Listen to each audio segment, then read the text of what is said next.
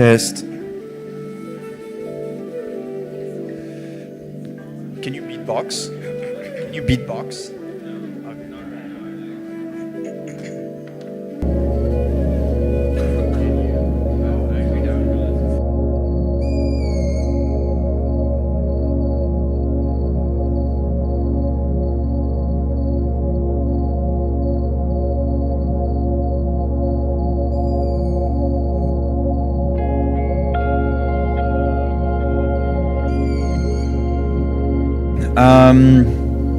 Welcome to Mud Day. You guys are amongst the one that woke up on time. Probably more people will trickle in over time. So 2 years ago, Alvarius, who is about to give the opening talk, presented the first version of Mud in Colombia. And from that onwards, a bunch of people kind of like thought it was not that bad of an idea and started building things with Mud. And over time, we improved Mud through like a major version, Mud 2, and more teams came in, more stuff got built.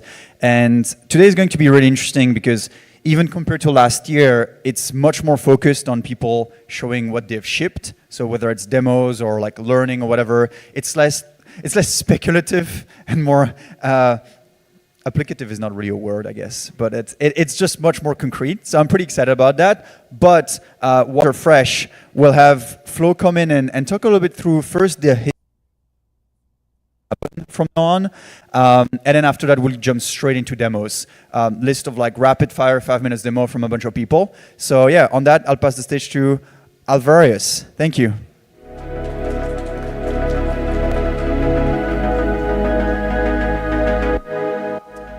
Thank you. All right. My name is Alvarius, and I have the honor of doing the intro keynote today. And I'm going to talk about the past, the present, and the future of Mud. Some of you might have lived through the past of Mud with us, and some of you might have just discovered Mud. So after this, hopefully all of you should have the same context. Past, present, and future of Mud, or with the words of Kent Beck, make it work, make it right, and then make it fast. It fits surprisingly well to the phases or chapters that Mud went through. So I thought I'd structure the talk like that. So we start with the first chapter, Make It Work. It started basically 3.5 years ago when Justin and I got really inspired by Dark Forest and decided to build our own fully on-chain game. And so this was a very early version of what we started building. Back then it was called ZK Dungeon. We quickly removed all the ZK from it because it actually didn't really matter for the game mechanics, but the name stuck for a little bit. And then after around 6 months, we had this. All the game mechanics were really polished. All the UI was really polished as well. But we made one big mistake, which was we didn't really do any play tests until then.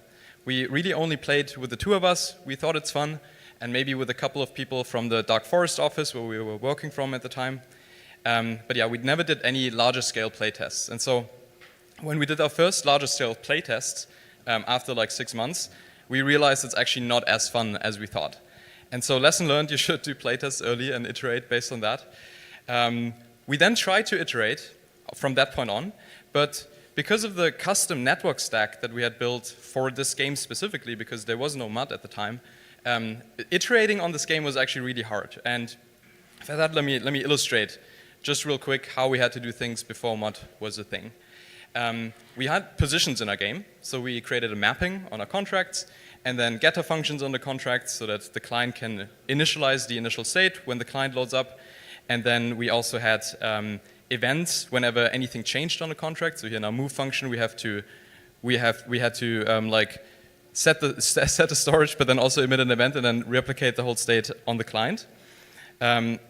And then we had to do that with every type of state that we wanted to have in our game. Position was obviously not the only type of state. So health, energy, skills, inventory, and so on. Like, you get the idea. A lot of boilerplate just to keep the contract and the client state in sync. And then at some point, we also discovered ECS, which then kind of like made a big impression on us. It's kind of a pattern that people use in the traditional gaming industry a lot to manage the complexity of games. And so around this time, we decided to basically trash what we have so far and instead build a framework for ourselves to solve our own problems so that we, for the next project, can skip all the boilerplate and jump right into the game mechanics and iterate much more quickly. And so that's basically what became the version 1 of Mud. We basically implemented ECS on-chain, and it worked pretty well, at least in terms of iterating faster. This is a screenshot of basically our second prototype we built, and this time it only took us a couple of weeks to build a functioning prototype. This is what eventually turned into SkyStrive. We did playtests, like a lot of them, and then iterated on it. And we also built another game around this time, which we called OPCraft. And that started almost as a challenge for ourselves. We wanted to see if we could put Minecraft fully on chain. And turned out it's possible.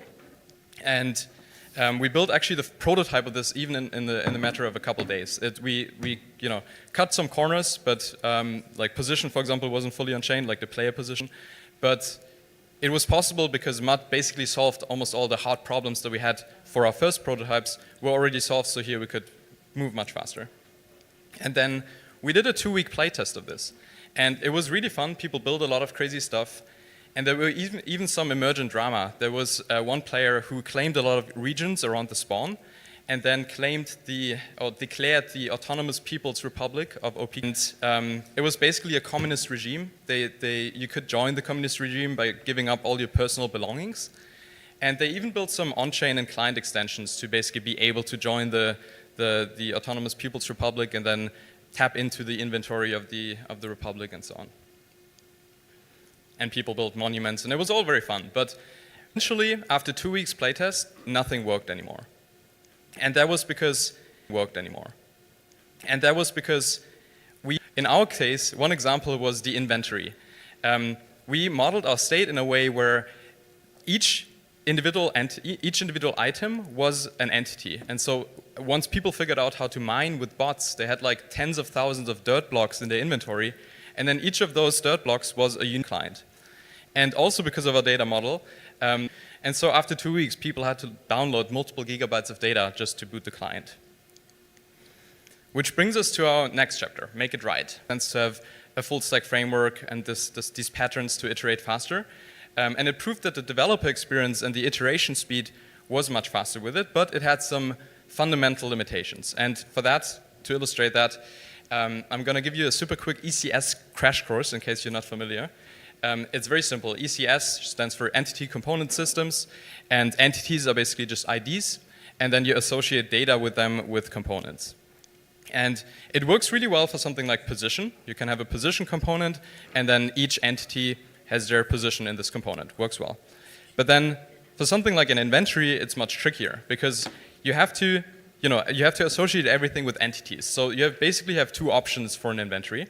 Option 1 is what we used for OPCraft, which is each item is its own entity, and then you have something like an owned by component, which basically associates the owner of this entity with the item, and then you model the inventory that way. But then you run into this problem with 10,000 unique dirt blocks in your inventory. Another option is a little bit more hacky.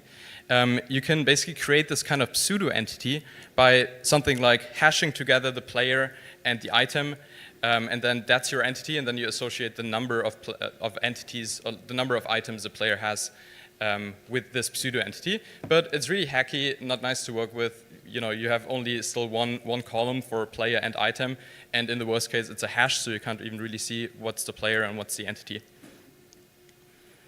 Then we had a realization, which is ECS is basically just a subset of relational databases. And it has one limitation, which is the entity has to be the key table, which made modeling something like an inventory much easier. And ECS can still be represented within this new model because it's a subset. So you can now have something like the position table still just by using the entity as the only key. That sounds like an easy change, but it was actually much harder than we thought. We proposed doing this early in 2023, and then we also proposed changing the world framework to work better with this data model. But turns out we were wrong. It wasn't just a 20-minute adventure. It almost took us an entire year and was basically a full rewrite of the entire thing. And migrating from version 1 to V2 was pretty painful for the people who started building with version 1. We felt that in our own team. We started building the first version, and then we had to migrate it to the second version, which drove Kushaba, our main engineer on SkyStrive, almost crazy. But once we pushed through it, it was worth it. The gas was way down because we focused way more on gas optimization. And the improved data model and the improved sync stack meant that now you could load the client much, much, much faster. And so once we pushed through it, it was worth it. And Kushaba was happy again. Then more and more teams started using MUD, and also larger studios like CCP Games started building their new game, eFrontier, on MUD. And so we realized, and more teams were already pushing for production back then. And so we realized, okay, it's time for an audit. We then opened Zeppelin to audit the core of MUD, but still maintain the flexibility to add more features as modules, because MUD version 2 was built to be very modular. But what that also means is that there are no more breaking changes in the core of MUD. And that now means that we can, on our end, first focus more on the integrations and developer experience, but also other third parties can now, a couple things that we built in terms of developer experience since then. Here you see the World Explorer, which basically allows you to inspect the transactions that are happening in your, in this case, local client, but also remote view, where you can inspect all of your tables data in the World Explorer. So all of your on-chain state, you can just inspect it here.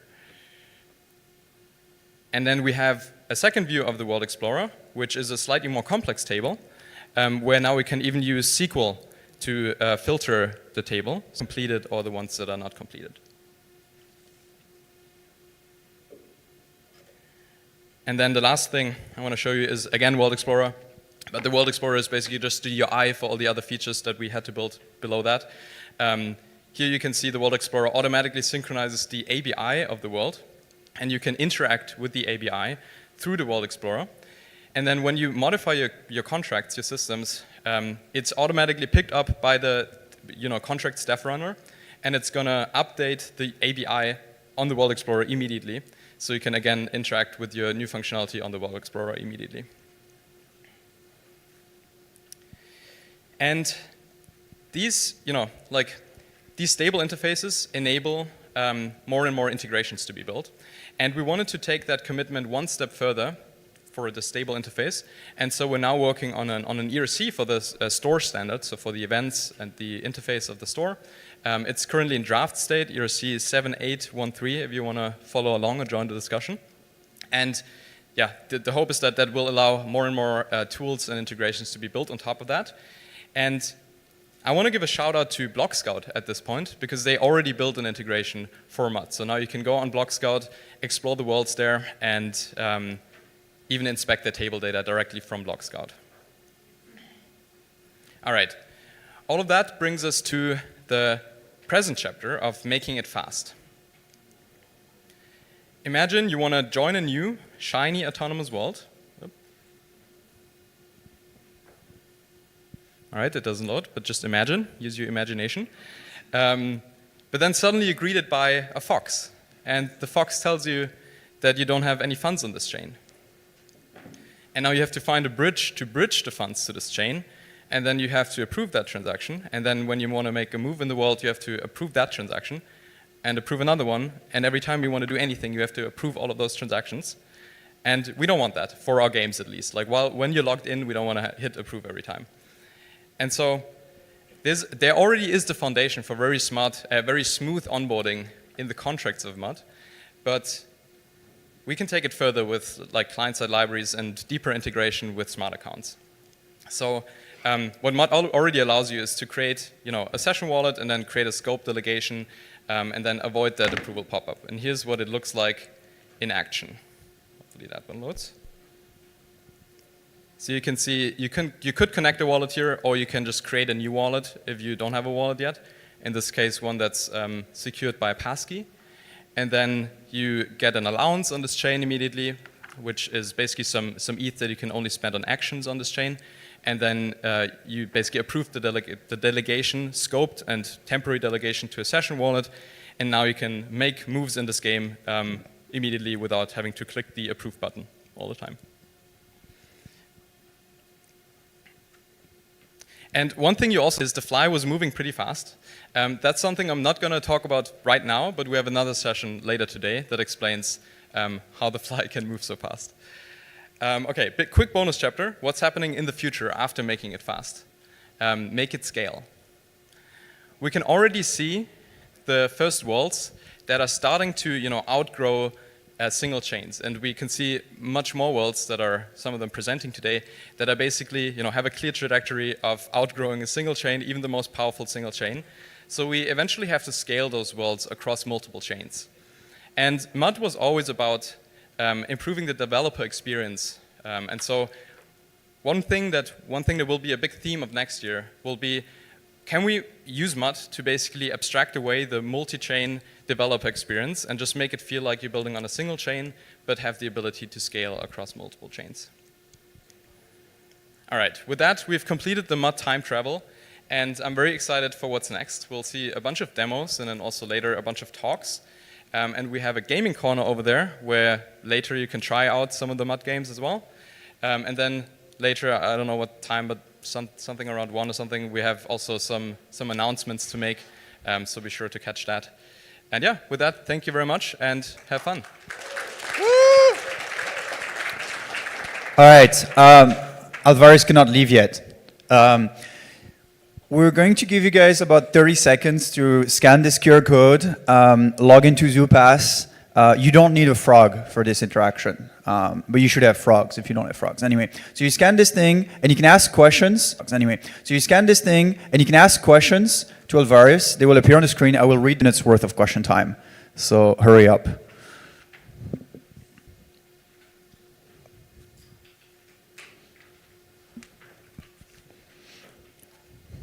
Everybody's busy making ZK proofs. Whoa, okay. First question. Are there any plans to make MUD use less gas, Alvarez? That's a great question. So we spent already a lot of time making MUD 2 much more gas efficient than MUD 1, and now we're at the point where if you use MUD to do the things like if you would build an app from scratch and you would set the storage and you would emit an event, to sync the state on the client, it's not going to be much more gas efficient actually than to use MUD. So it might seem like it's using more gas, but that's just because there's so much stuff that comes by default out of the box that you would have to implement yourself in Solidity if you wanted to get to the same functionality.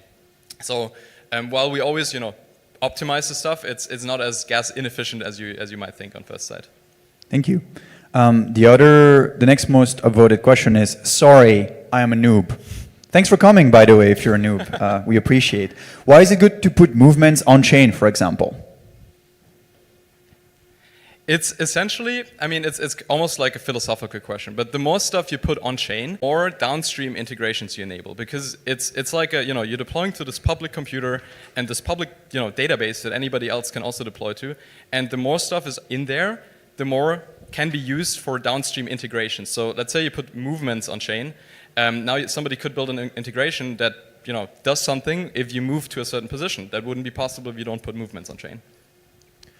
Thank you, Alvarez. Another round of applause, please. All right, so we are getting into our rapid fire demo section where you're going to see a lot of stuff and no time for going on your computer and catching frogs. If you blink, you'll lose something. The first person we have here is Brief Kendall. Brief Kendall is coming here to show us AWRPG, an on-chain RPG built with MUD that explores multiple game genres and mechanics. All right. For you now, Brief Kendall. Thanks for having me here.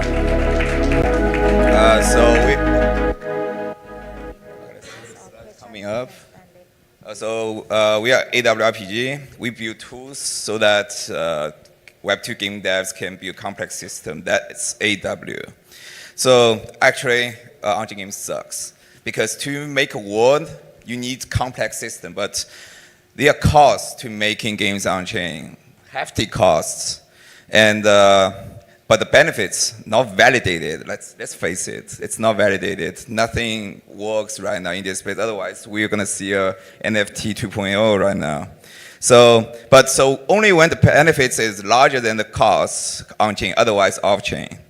So we'd like to make a proposal, which is two mechanism that's collectively people can build on top of them so that they can become emerged into complex system that feels like AWS. And actually, it is going to be. This is how we're going to work. So we have templates going to reduce the cost, and then we're going to adapt this kind of RPG that's already there, and then our basic unit is FT and FT for composability. Yeah, that's how. But I don't have time to show you guys, and also it's boring.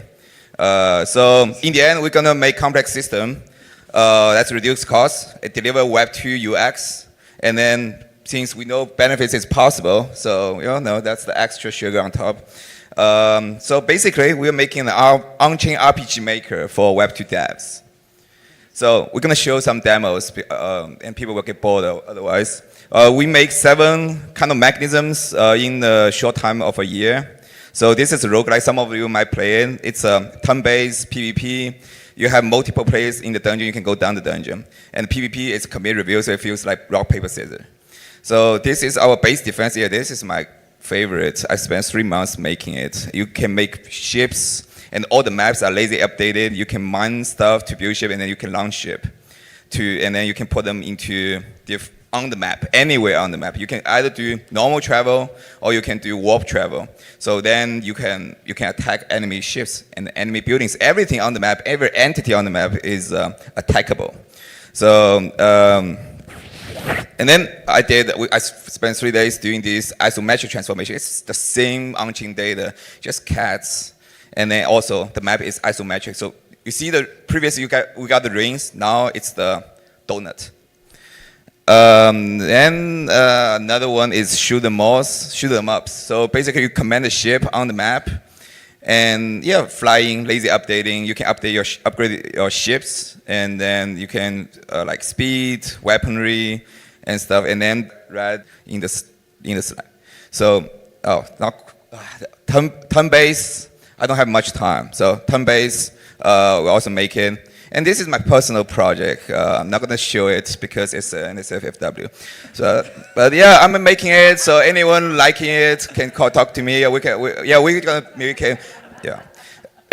we also have a demo, playtest demo, like right over there, over the computer over there. So yeah, you guys go play it, have fun. I'm not gonna show this. So again, why RPG mechanism? Because we can achieve complexity with composable mechanisms. Remember the starships we see earlier? We put it into RPG world, it becomes a dragon. So ultimately, we want to make FOCG as easy as forking NFT. Yeah, thank you. Thank you, Brief Candle. Another round of applause. Okay, so next we have Stokars, who's, let me get out of the way, who's showing us Battle for Blockchain, an on-chain auto battler and strategy game between Forktown and Spoon City. On to you, Stokars. Thank you. Hey, everyone.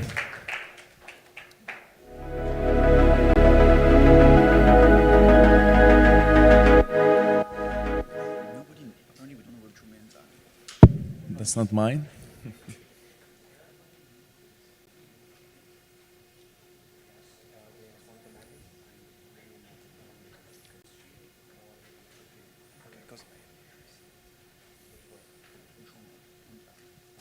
All right. So when I was a child, I used to maniacally play strategy games, basically all day long. Right? Can it work? Can we actually show the demo? Oh, it should be in the presentation.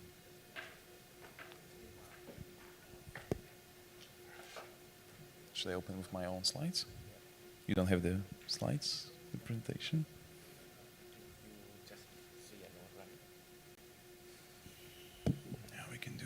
That way.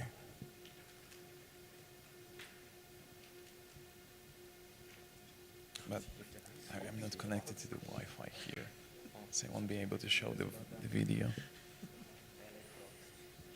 Can you just open my presentation in Google Slides? Anyone knows how to beatbox? I can bring them the mic. I can only do very basic beatboxing, like.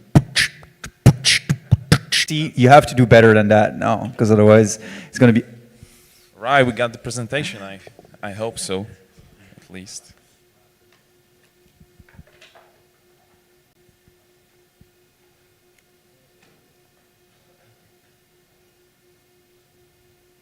All right, can we start? All right, hello everybody, I'm Stokash. I'm gonna show you the Battle for Blockchain, which is the massive, fully on-chain war strategy game. So when I was a child, I used to maniacally play strategy games, basically all day long. So I grew up enjoying them, but I noticed that there's something missing. So digital world was exciting, but it lacked any connection to like real reality outside of it. So my decisions in game didn't really exactly transfer to any positive things in my life. And to some it might be great, but for me, somebody who truly loves games and the experience that they give, it made them kind of boring. So over the years, I've heard many strategies feel basically the same. So our actions were meant to have real consequences, yet it didn't happen. So that's why I'm very happy to present you a Battle for Blockchain today, which is a massive on-chain war game built on MUD with a financial market underneath, actually. So we brought about financial markets to the game category, I hope, of games that with a financial market underneath. So you start as like, you can support your kingdom on its journey to win the war. That's basically your whole goal here. So once you start playing, you can join Spoon City or Forktown, both with their own history and cultural heritage. So shortly after, you will be put into the huge conflict in the Culinaris. So in Battle for Blockchain, players are offered a wide variety of tactics that can lead to victory. So you can upgrade your kingdom, set up personal village where you passively create war resources, or establish a strike force, as you can see right now in the demo, and fight battles in the auto-battling format that you can know, for example, from Teamfight Tactics.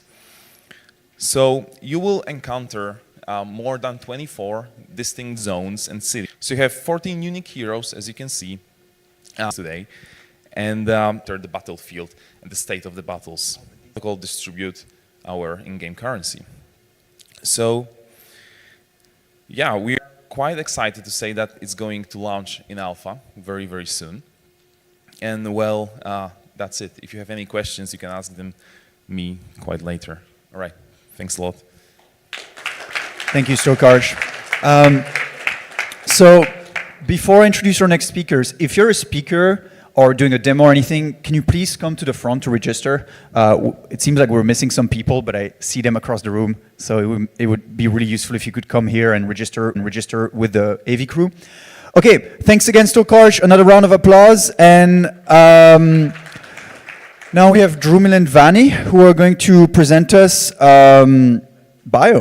Biomes is a fully on-chain voxel world where everything from every single ore and item in the game, especially Sakura, is running fully on Redstone mainnet. Please welcome them on stage.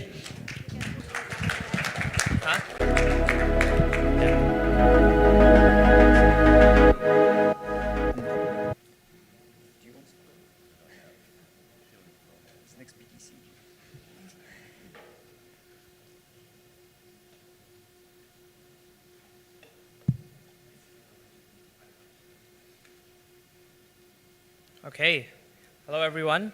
I'm Devani from Biomes, and we believe that a crazy new asset class enabled by digital matter and smart items will unlock AWs. Okay, let's go. So if you haven't heard about Biomes, it feels and looks just like Minecraft, with everything on-chain for the first time ever. Items, players, physics, actions, even movement is fully on-chain. The slide hasn't updated. Wait, can you share my screen, the laptop? No. Can you take the input from the laptop? Share the laptop. 1 second. There's going to be more beatboxing. Share the laptop.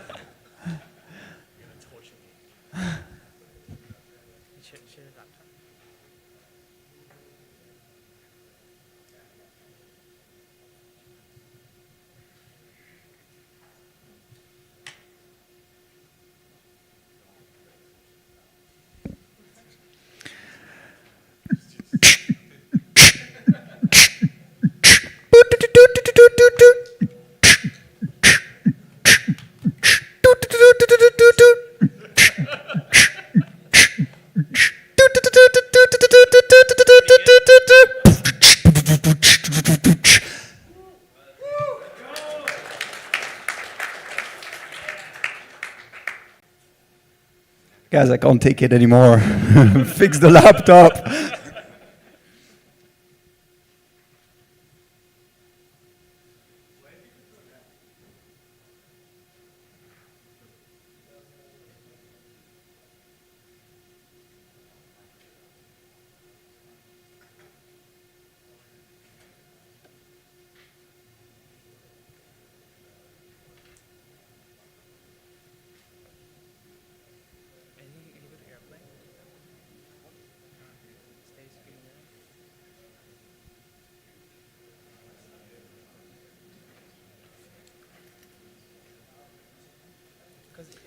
To all the newcomers, we're currently stuck on a technical problem, but things have been extremely interesting before you arrived and will continue to be extremely interesting, so please stick around. I'll try the HDMI.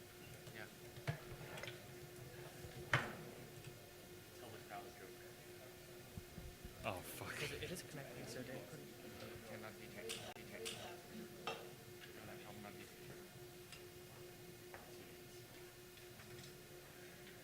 No, it's over here. It shows no HDMI. But it's not anything. Mirror HDMI. Is the signal not coming over here? I saw it over here. Yeah, it cannot, signal not have that. We are just later. Because it was a bowl without it. Whoa. Right. Let's see if we can find more. First, there was mud. Mud is very dirty. We're gonna use quarry to dig it up. Quarry to dig it up. With all the dirt we dig up, we build redstone. Redstone. Now, what else would you do with it? So now we put some voxels on a blockchain. Yay. He's going. All right, that's it. I think this is the demo, I guess. Maybe we might do a screen share, but if not, okay, here's what you can do, right? If biams.aw, you can try the demo on your, and then this is a decentralized demo, because it will run on all of our computers, and we don't need this big screen anymore. So feel free to do that.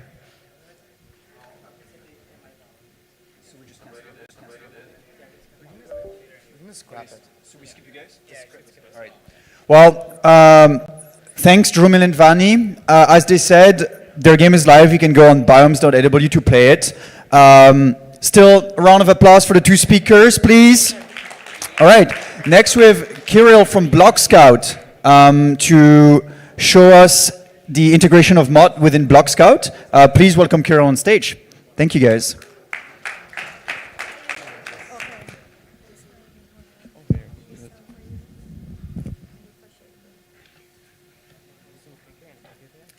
I'm just a demo. I'll put it from. I need to. Yeah. Oh my God, is it gonna be another?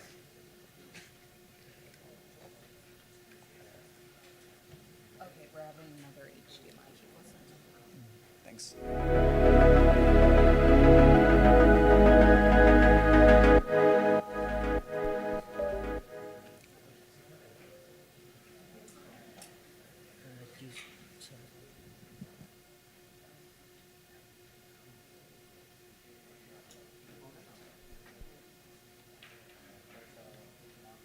Jesus Christ, this is so fucking broken.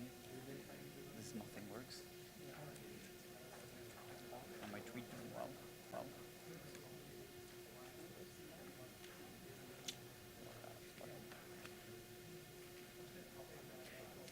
Did they have an option to upload their slides beforehand?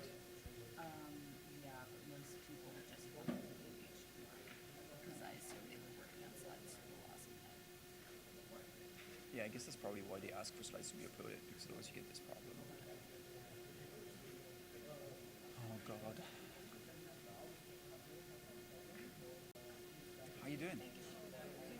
You're welcome. I mean, we want you guys to show your work. All of these people are going to be future Block Scout customers, so you have, they have to. Block Scout. Sorry for the technical issue. Hopefully, Kira is going to be able to present. Yeah. More beatboxing.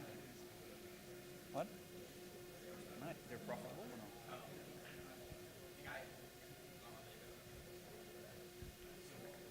Jesus.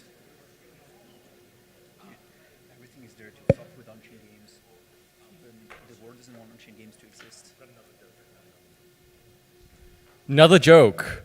What did one mud puddle say to the other? We really need to stick together. More laughter, please.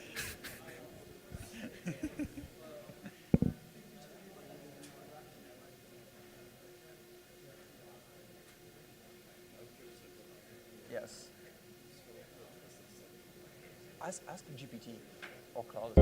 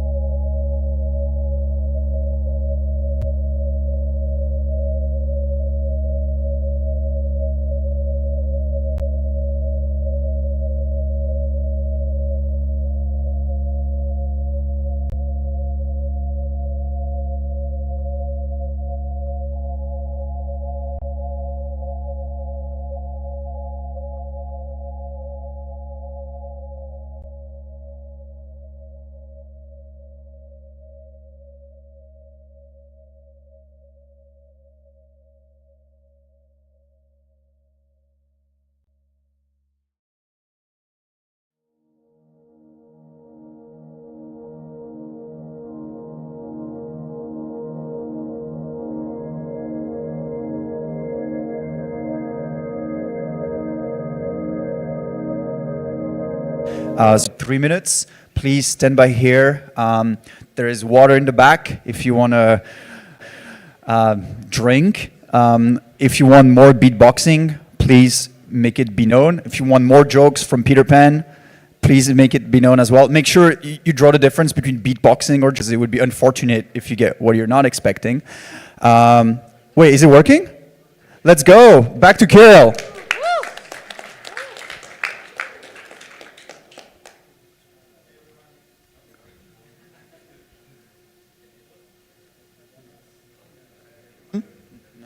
One, two, three. My name is Kirill. I'm the head of research at BlockScout. So I hope you've seen this Explorer before already on Redstone or any other chains we support. BlockScout is a most widely used open source blockchain explorer for different EVM networks. We have more than 1,000 instances across the board for different mainnets, rollups, testnets, and so on.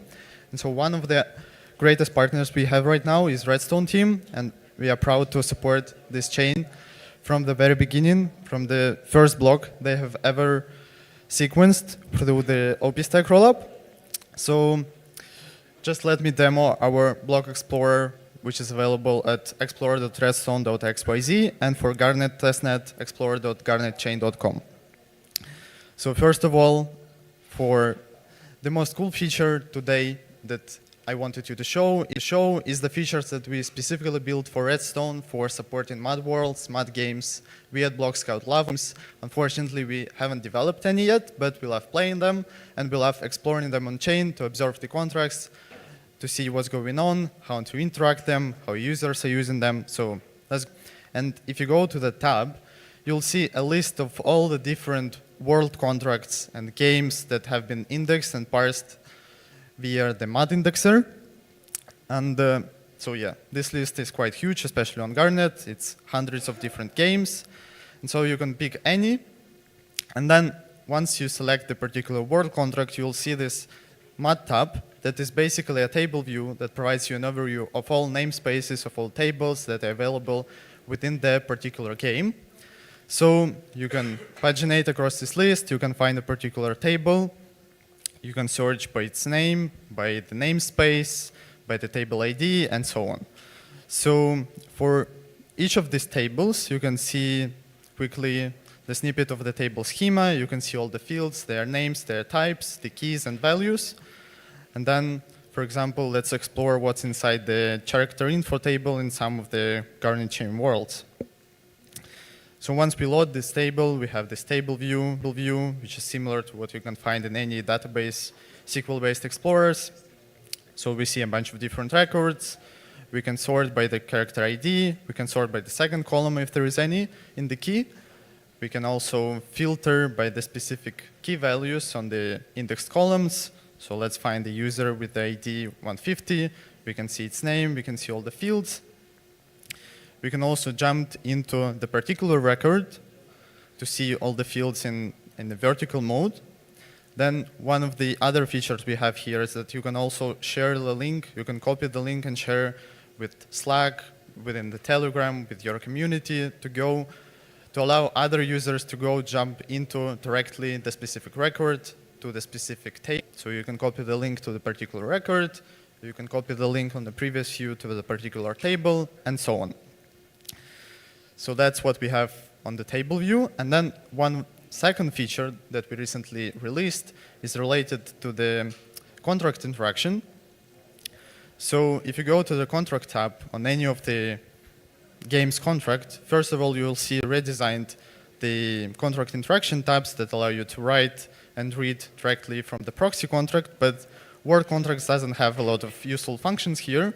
But what we built specifically for MAT-enabled contracts is the separate tab that allows you to interact with the specific systems under this world. So first of all, we are getting the ABI from the MAT table, Scout. And so we match these ABIs and combine the field names, for example, in the function calls.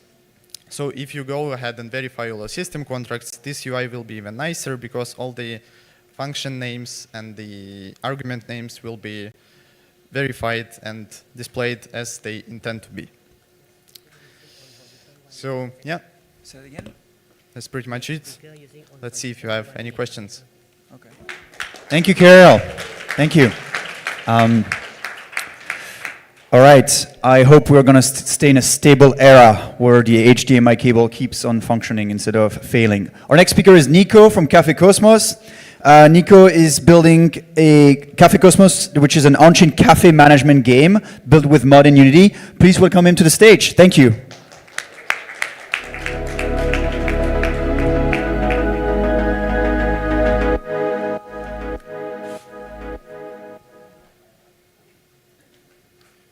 Is it working?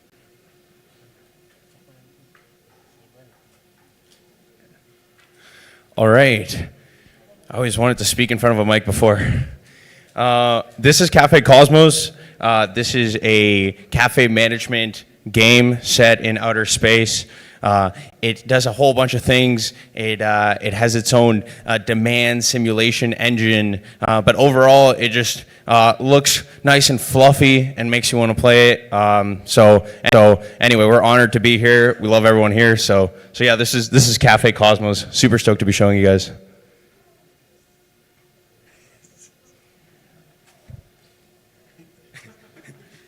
It's a chaotic era. I always wanted to try stand-up, so I mean, I guess this is my chance, eh?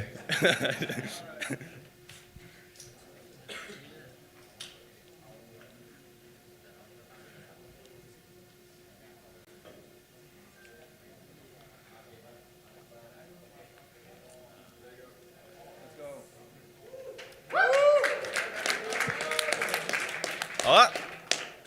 Wait, keyboard assistant, what is this? All right, rewind. All right, y'all.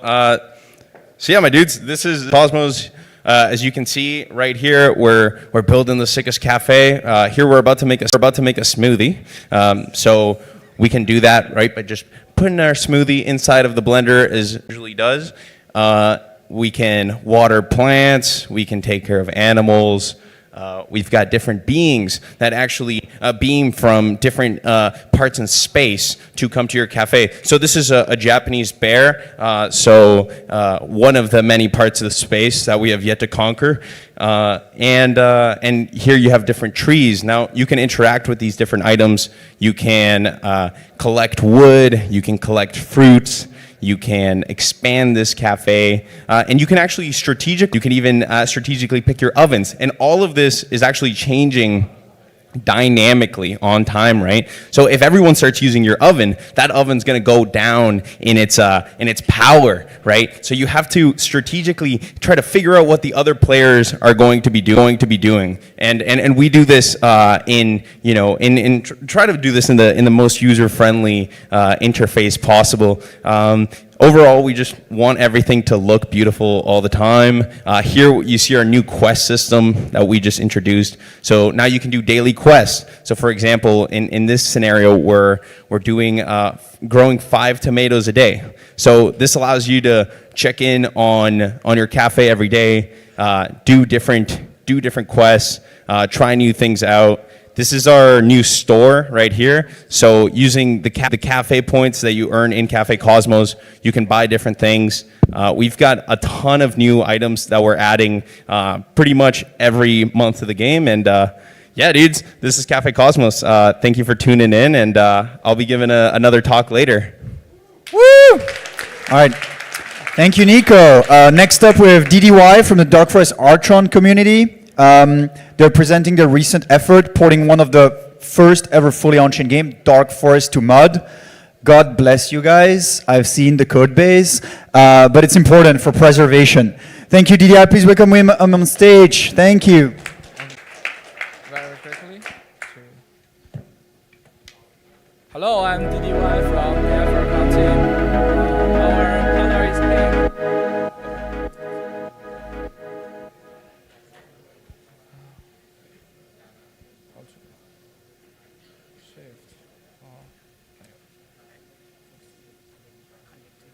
Try to how to, but it can't show. Yeah, I did that. To go to the ABC. So strange. Also, like, if speakers have mine, How to? all the times are wrong because we're Okay. You don't have. like if they're gonna come like last minute. If you don't have internet. You know what I'm saying? Okay, okay. But I have this one. I think because of the delays, we'll be having lunch. DDY, you need the mic. Okay.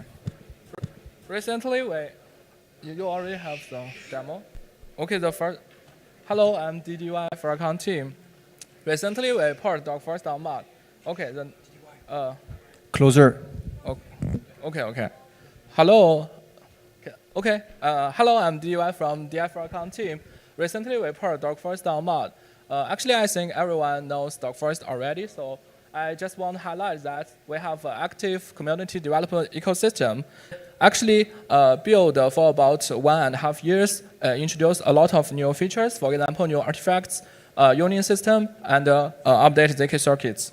Okay, and the beginning the summer. Luckily, the MUD is very developer user-friendly. So the first is the variable tick system rate on block time. However, we update it to all the game logic update based on tick instead of block time. Then we can game pause and resume, and we can adjust the game state update speed during the game is on. Actually, here has a 1 minute demo, but the time is limited, so you can feel. Yes, I will go to another slide. Just to show, we can plugins. It's admin control plugins. We can make the game paused, unpaused, and change the ticker rate. When we set a low ticker rate, the time become very high. And the second I want to highlight for our project is that we try to make fully leverage scalability and composability. Here's the answer. We try to divide the whole game into planet, players, and artifacts. And the mark question mark is where we can find and explore the composability. Actually, we can introduce more entities protocols later. Before, composability is based on data. However, we want to introduce the logic. We can make the logic and the data have a strong connection. As you can say, different functions can be added to creation, activation, and the disappearance of artifacts, and even can create his own artifacts, which means players can join the development Yeah, that's our three highlight parts. That's Anne. Thank you. That's all. Question? Thank you, DDY. So DDY was talking about variable tick rate. That reminded me of EVE Online tie-dye. And well, we're lucky because next up we have Scott, aka CCP Overload, who is going to share with us a demo of EVE Frontier, an on-chain game created by the developers of EVE. A video transfer. This is a new operation. As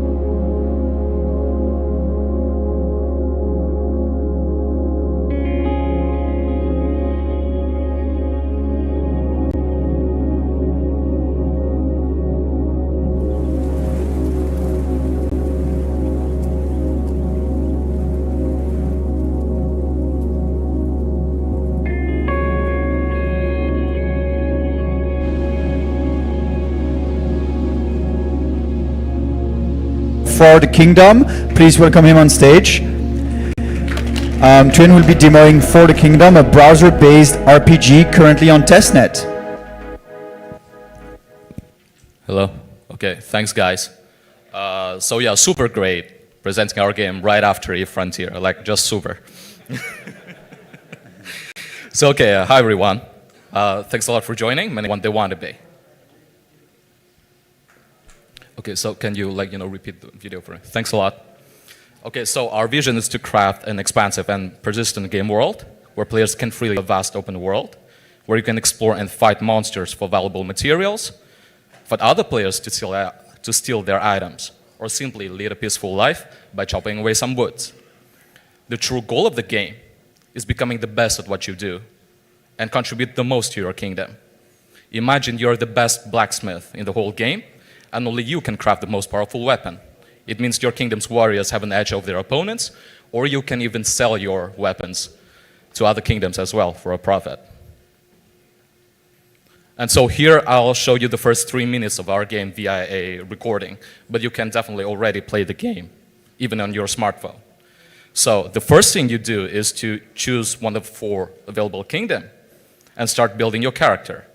So you can see here that that's basically me creating a character called Devcon for the win. I'll be able to customize the character's backstory by answering some of the random questions about the character's childhood or their personality.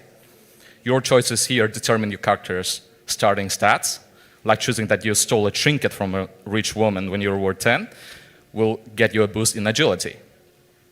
The first thing you do in the game is claim a welcome package, where you'll get all of the beginner items necessary to start basically, doing anything. We have some text to support onboarding, but I'll just, skip it to get to the fun parts. So right after that, the next thing you can do, you can prevent yourself from punching some monsters barehanded. So the next thing you can do is to browse some available quests, as well as storylines that you can explore through kingdom-specific quests. Next up, you can move from your starting point to different parts of the map. Like here, I'm moving to a grassland outside of my starting city. Moving right now kind of costs 15 seconds to compensate that right now we don't have a zoom-in map or an in-tile map like Dofus or Rockfu yet, but we'll get there sometime. You can see during that time that I've also equipped a battle skill. Next, you'll be able to engage in PvE in each tile. Like right now, I'm fighting a slime enemy. As the game is an auto battle and fully on-chain, it means that right now the outcome is deterministic and the result of the battle is already decided once you click on the button. But the animation here is kind of like a good representation. Here you can also engage in PvP with different players in this game. Like for example, I can challenge literally the best player right now. And probably will get decimated in one move. Yeah. Yep, that's because Soulmate or Duden here, Dudendi, I think that he's here. Thanks a lot for coming. He is stoked with very, very powerful weapons and equipment.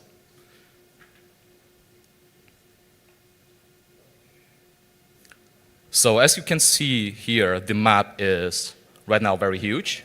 And the main goal of this demo, basically, is to defeat Ignis, our first raid boss. It's a powerful dragon that can drop the best loot right now, once defeated. So battling monsters, bosses, and farming resources will enable you to craft various items to get stronger.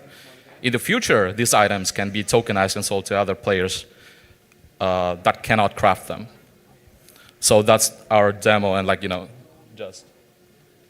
I'm just going to skip to, I have 5 seconds left. I can't can you change somehow I can't change it to the next slide. Can you manually change, I don't have enough time yet, so if you can go to the kind of the last slide. Yeah. So okay, like just 5 seconds on this. This is what we've been doing for the next build as well. We'll add more co-op features and basically a card demo game that we kind of stolen from Final Fantasy right now. And yeah, just can you move on to the last slide, please? So yeah, thank you guys. The game is playable right now, cross-device on mobile and browser. So yeah, just if you can scan it, and we'd be happy to see you playing your game. Thank you, Trian. Next up, we have CK, who is going to show us Popcraft, a puzzle game which plays with and rewards assets from Moving Castle's This Cursed Machine. What an odd decision. Another on-chain game built in mud. Please welcome CK to the stage. Thank you, folks. This one. This one.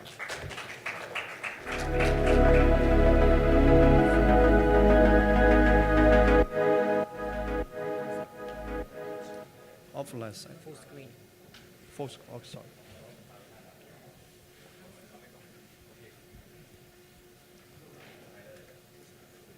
Okay. Hello, everyone. I'm CK from Medcan team. Today I will in this field.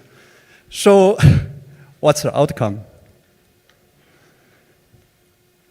In this field, a lot of people have to do a lot of exploring and to do something different. So we chose the cross composability as our core start point, and which lead us to create Popcraft. It's a fully composable game which make cross and compatibility no longer just a mean. So the gameplay is just like Popstar. You can rewind by eliminating all item or board in 19 seconds. Multiple adjacent item can be clicked to elimination directly. Single items need to buy a proper to eliminate. Okay. Okay. This is a video, but I cannot to play it. Okay, so what is Popcraft? Simply put, Popcraft equals to pixel law plus this custom scene plus reswap. Okay. So how we build it? Actually, we built two things based on mount, IVM compatible pixel law and Popcraft. Okay, we just use Pixelon as a game board of Popcraft, which gives game very excellent composability at the core level. Okay, so we use this custom scene as a game item factory. While we playing this custom scene, we think how we can use this material more useful. We end up came up an idea of we just use this material in another game. Yeah. Okay. We use ResSwap as a game marketplace. Okay. ResSwap is a DX or Resto, and it makes the game problem exchange, game problem price very transparent. Okay. So Popcraft now is live on Resto mainnet. You can play it anytime. Okay. Also, you can play beyond Popcraft. You can play Popcraft, purchase game proper in Popcraft. Raise the price of the game prop. You can also play this custom machine, produce machine, and produce material, and Ethereum or ResSwap. You can also just be a trader on ResSwap, buying and selling TCM material. They are on ERC20 tokens. Okay, you can do choose any of the above or all of the above. Okay, composability in Popcraft. Okay, we can replace this custom machine as any other project which has ERC20 tokens as a game prop and a game item. Also, we can replace red swap with any other DX. Okay. One more thing. I think we need to make crypto visible in volatility game. Might have to do a lot of things, but we also need to do one thing. Thank you. Thank you very much, CK. Next up, we have Xavier. Xavier is going to demo us Project Mirage, a fully on-chain city builder, which plays with different financialization and tokenization strategies from the crypto world. Please welcome on stage Xavier. Thank you, folks.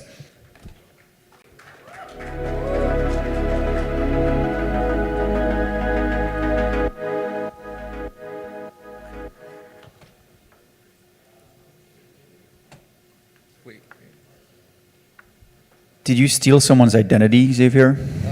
No. Okay. Hey, my name is Closer, Xavier. closer. Closer? Okay. Hey, my name is Xavier. I'm the co-founder of Project Mirage.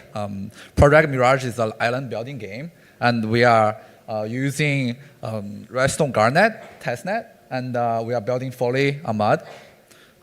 So let me demo the game. So when you begin, it's not like that. It will be like an empty island with a city hall in the middle.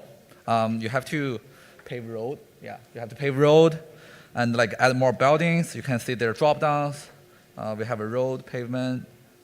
You can drag. You can save the road and add like more buildings. There are like various category of buildings. They are residential. The first thing you need to build is like resident buildings to add like labors, but you also can build like different commercial, industrial, civic landscape to like fulfill certain requirement and produce certain resources. So for example, I can put like a house here and put like a commercial building nearby. You can view the details by clicking into the buildings. We have some like resin here. Level up, unlock some buildings, and put some names, like X Island. By reaching like certain levels, you will see something like this. This is my own island, so I have built like various buildings. We also have like a functionality called summon. So I don't have like resource to summon any character right now, but you can view the character here. For example, I have this one. We have some description, and you can actually produce resource by assigning the character. So for example, this one, he can plus 4% onto the resource. Yeah. And also we have a functionality called shares. So for example, if I visit my coworker's island, I can trade shares on her island to become like a shareholder on different people's island.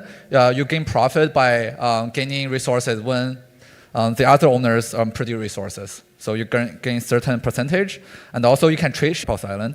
There's a leaderboard on our game tag. For example, this is one of our top players. And we can see his island is much larger than mine.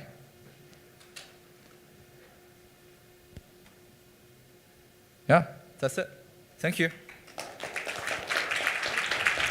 Thank you, Xavier. All right. Next up, we have Small Brain, but it's unclear whether Small Brain is in the room with us right now. Okay, so Small Brain is unfortunately not in the room with us. You can tell your psychiatrist Small Brain is not real. Next up with Genji, who's going to demo us TX Monster. TX Monster is a 3D on-chain RPG featuring monsters large and small. Welcome Genji to the stage. Thank you. Wait, is Genji actually here?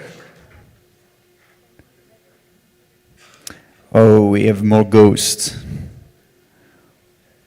Genji's here?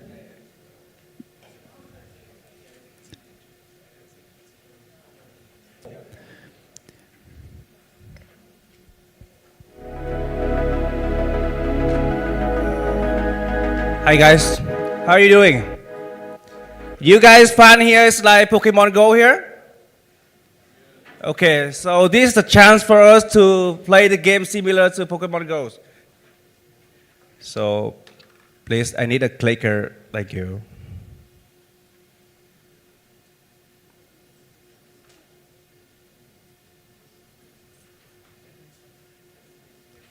Okay, so we can do it without it. Okay, so you can just skip into the next slide. This is the game loop. So the next one. Okay, the text monster is like the monster capturing. So that is the 3D web browser, and we're doing with the Unity. So we are coming from the web tools like studio games. So we want to bring like the gaming experience inspired into the Web3 and the fully on-chain games blockchain. So this one we will bring like the whole new diversities like monster system. So we can try to use and discovery with the like a sandbox and open world. Please next slide. Okay, the game look will be very like simple. We see in here, we build the characters, we explore the world, we just like taming the monster, and then we're just following it. Okay, the next one. Okay. We have like a lot of features in the ecosystem, but the most important thing here I want to emphasize is the FOC mechanism. First thing is like we talk about the GameFi, it's the ownership of the assets. But talking about the fully on-chain game, the next one. Okay, that is the gaming NFT contributing, because we need to make sure that the people and the user need to play the game. So we have it here, the NFT, the monster, achievement-based, cosmetic, and all of the things the user needs to contribute by the finance or by gaming experience, by go for the game itself. Okay. And of course, blockchain, people earn value, not only for the game, and also for like financing. So we also have the further value. So looking for it, and we need the next one. Okay, this is our emphasize things, the UGC in the futures. We have the user-generated content. It means, for example, we have like our own project with access, and then the community, they can create their own access, make this one, and then put into the game. But in extra, you can own your sub-client, and you just like use access, and then you can bring the sub-contract and put into the game, and then you also have like all other features in the game and go along with us.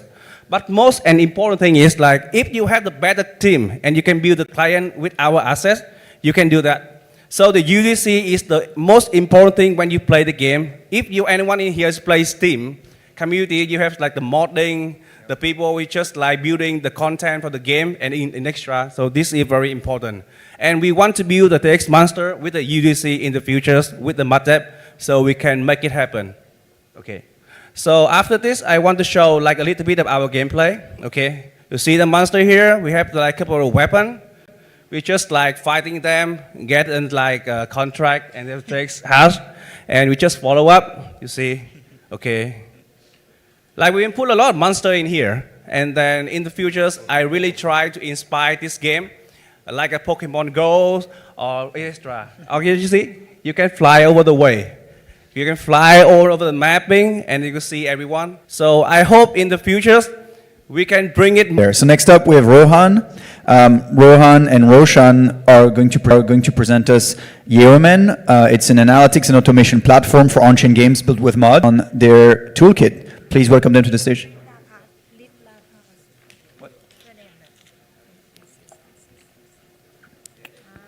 Oh, okay. Okay. Little change in ordering. Never mind. You will have to wait a little bit longer for Yeoman. Next up we have Genji. No, Genji, we just had Genji. Oh my god, this list is not the right one anymore. Next up we have Ritz Raspa. Please welcome Ritz Raspa to the stage, who is presenting Ultimate Dominion, a text-based RPG happening on a 2D platform.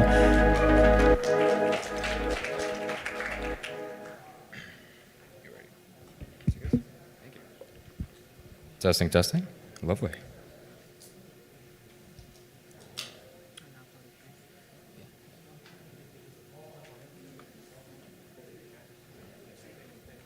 Yeah, good.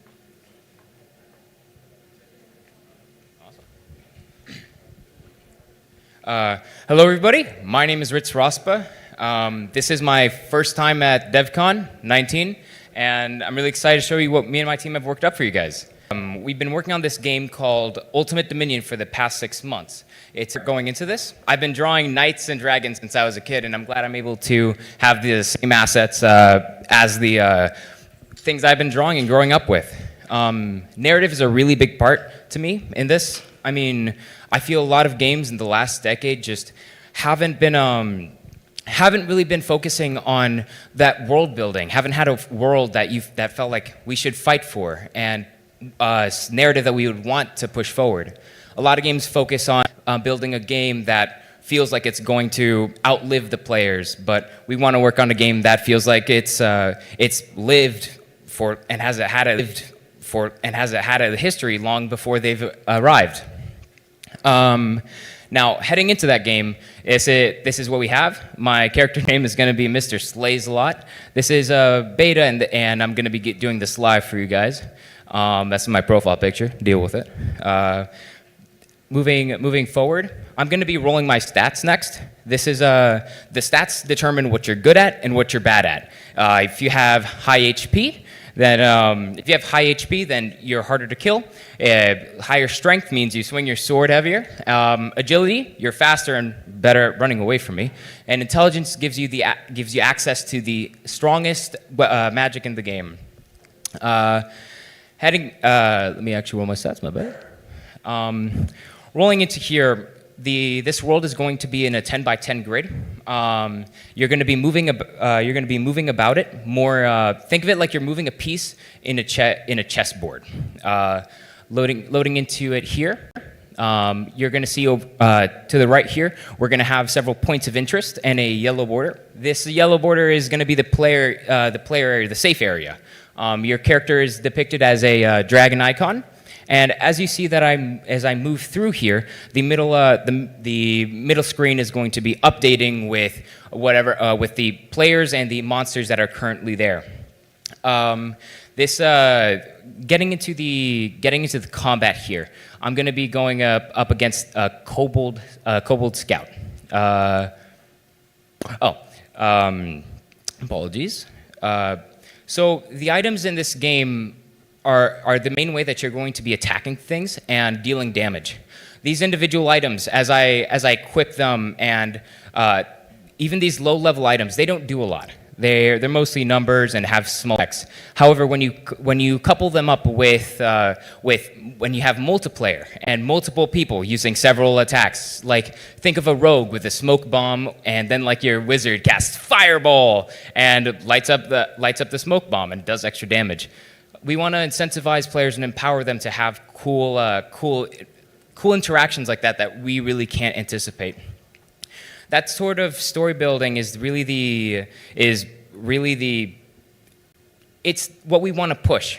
We as developers want to empower players to have a narrative to push forward and to attack with, and that's the main dream. Right now with this beta, we're focusing on this in this main loop, where you attack monsters, get their items, and sell them.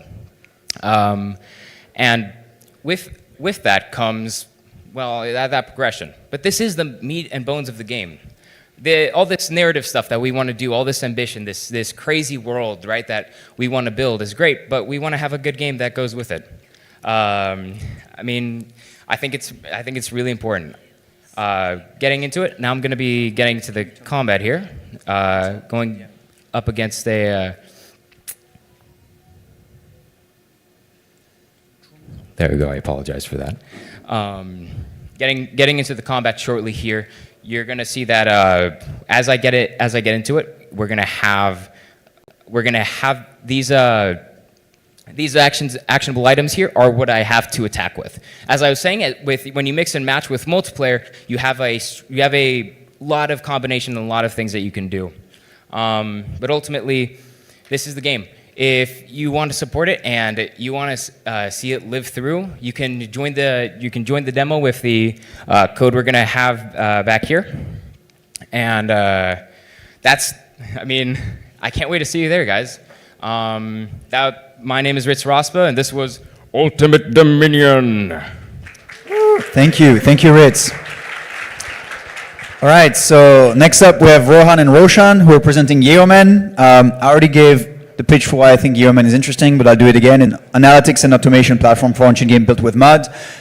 They've built a lot of really great data tooling over the last year, and I'm looking forward to see what they have to show today. Thank you.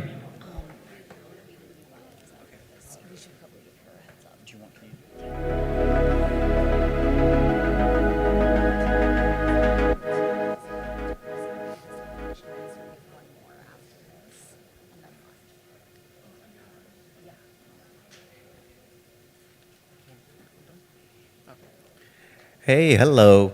My name is Rohan. I'm from Yeoman. How many people here are game developers, games? Okay, and how many play games? Great. I have something here for every one of you, gamers and developers.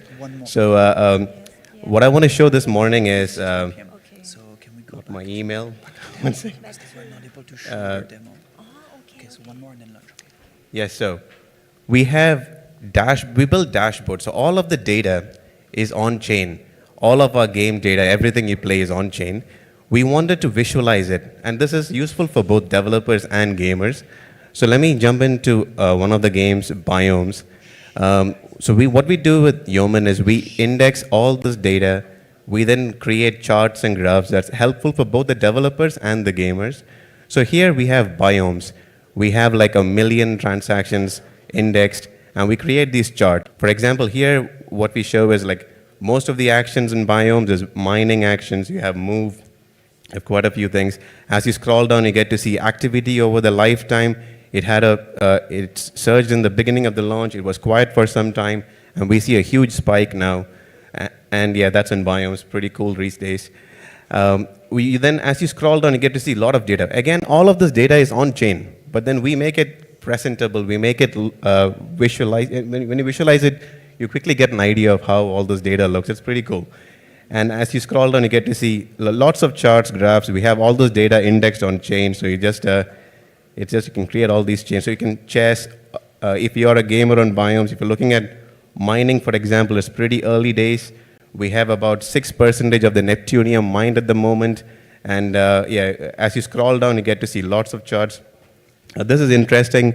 Biomes is a 3D world. We have a 2D representation of what is mined and what's not. So the red represents all the ores, and the white is all the ones that are mined. So this is useful for gamers and developers, as I said. And let me scroll down to the last chart. So this is all the movement within Biomes. So everybody that's moved on, it's all plotted on a single 2D graph. You can see the high traffic areas at the middle, and then it's quieter at the sides. So as a developer, if you were to visualize your game, you get to see things like, hey, there's a hotspot here. You can probably build a bazaar somewhere far, or if you want to be a gamer, and if you want to see, hey, where to position your wonder that you're building, you could be like, go on to a high traffic area or something like that. So all of this data is on chain, and this helps you quite a bit. So that's that. Okay, let me switch on to another game. So, okay, I've got 2 minutes. So this is another game called DrawTech, which was built by Smallbrain a while ago. What I showed you now is all the data that we've indexed. We are able to query it, plot it into charts and graphs and all of that. I want to show you something else interesting. So what we did was we built a time travel feature for Mud Indexer. So basically what you see here is the canvas on DrawTech when it was launched. So this was the first block. This is probably Smallbrain. Somebody went in and tested this. They put a tree in there. If you click on next, what it'll do is it'll fetch the very next block. So this is all using our Mud Indexer. It goes to what it was at the point in time, or rather point in block. So it gets all that. You can click on next. You can see how the whole game developed. As you click on next, it goes to every subsequent block. It fetches, and then if you go back in time, you can rewind from where it is. You can go back, and all of that. So all of this data is on chain. We're making it presentable, pretty, accessible, and all of that for developers and gamers. And if your project is not listed here, please reach out. You just fill out this form, send us your ABI, send us all the information. We can get it indexed. This afternoon, we are talking about our cool new project called Command. It's pretty interesting, but I need more time to talk about it then. So thank you, guys. That's all. Thank you. All right, so someone took the clicker on stage after they did their demo. No shame for doing that, but if you could please return the clicker, that would be amazing. So last demo before lunch, and do not head out now because I will share a few things with you before people head out for lunch, but we're bringing back the Biomes team on stage to have them do their demo because we were not successful previously. So please warm the stage again for Devani and Drumil. Actually, I thought it was Van. Where are they? Okay, we're back.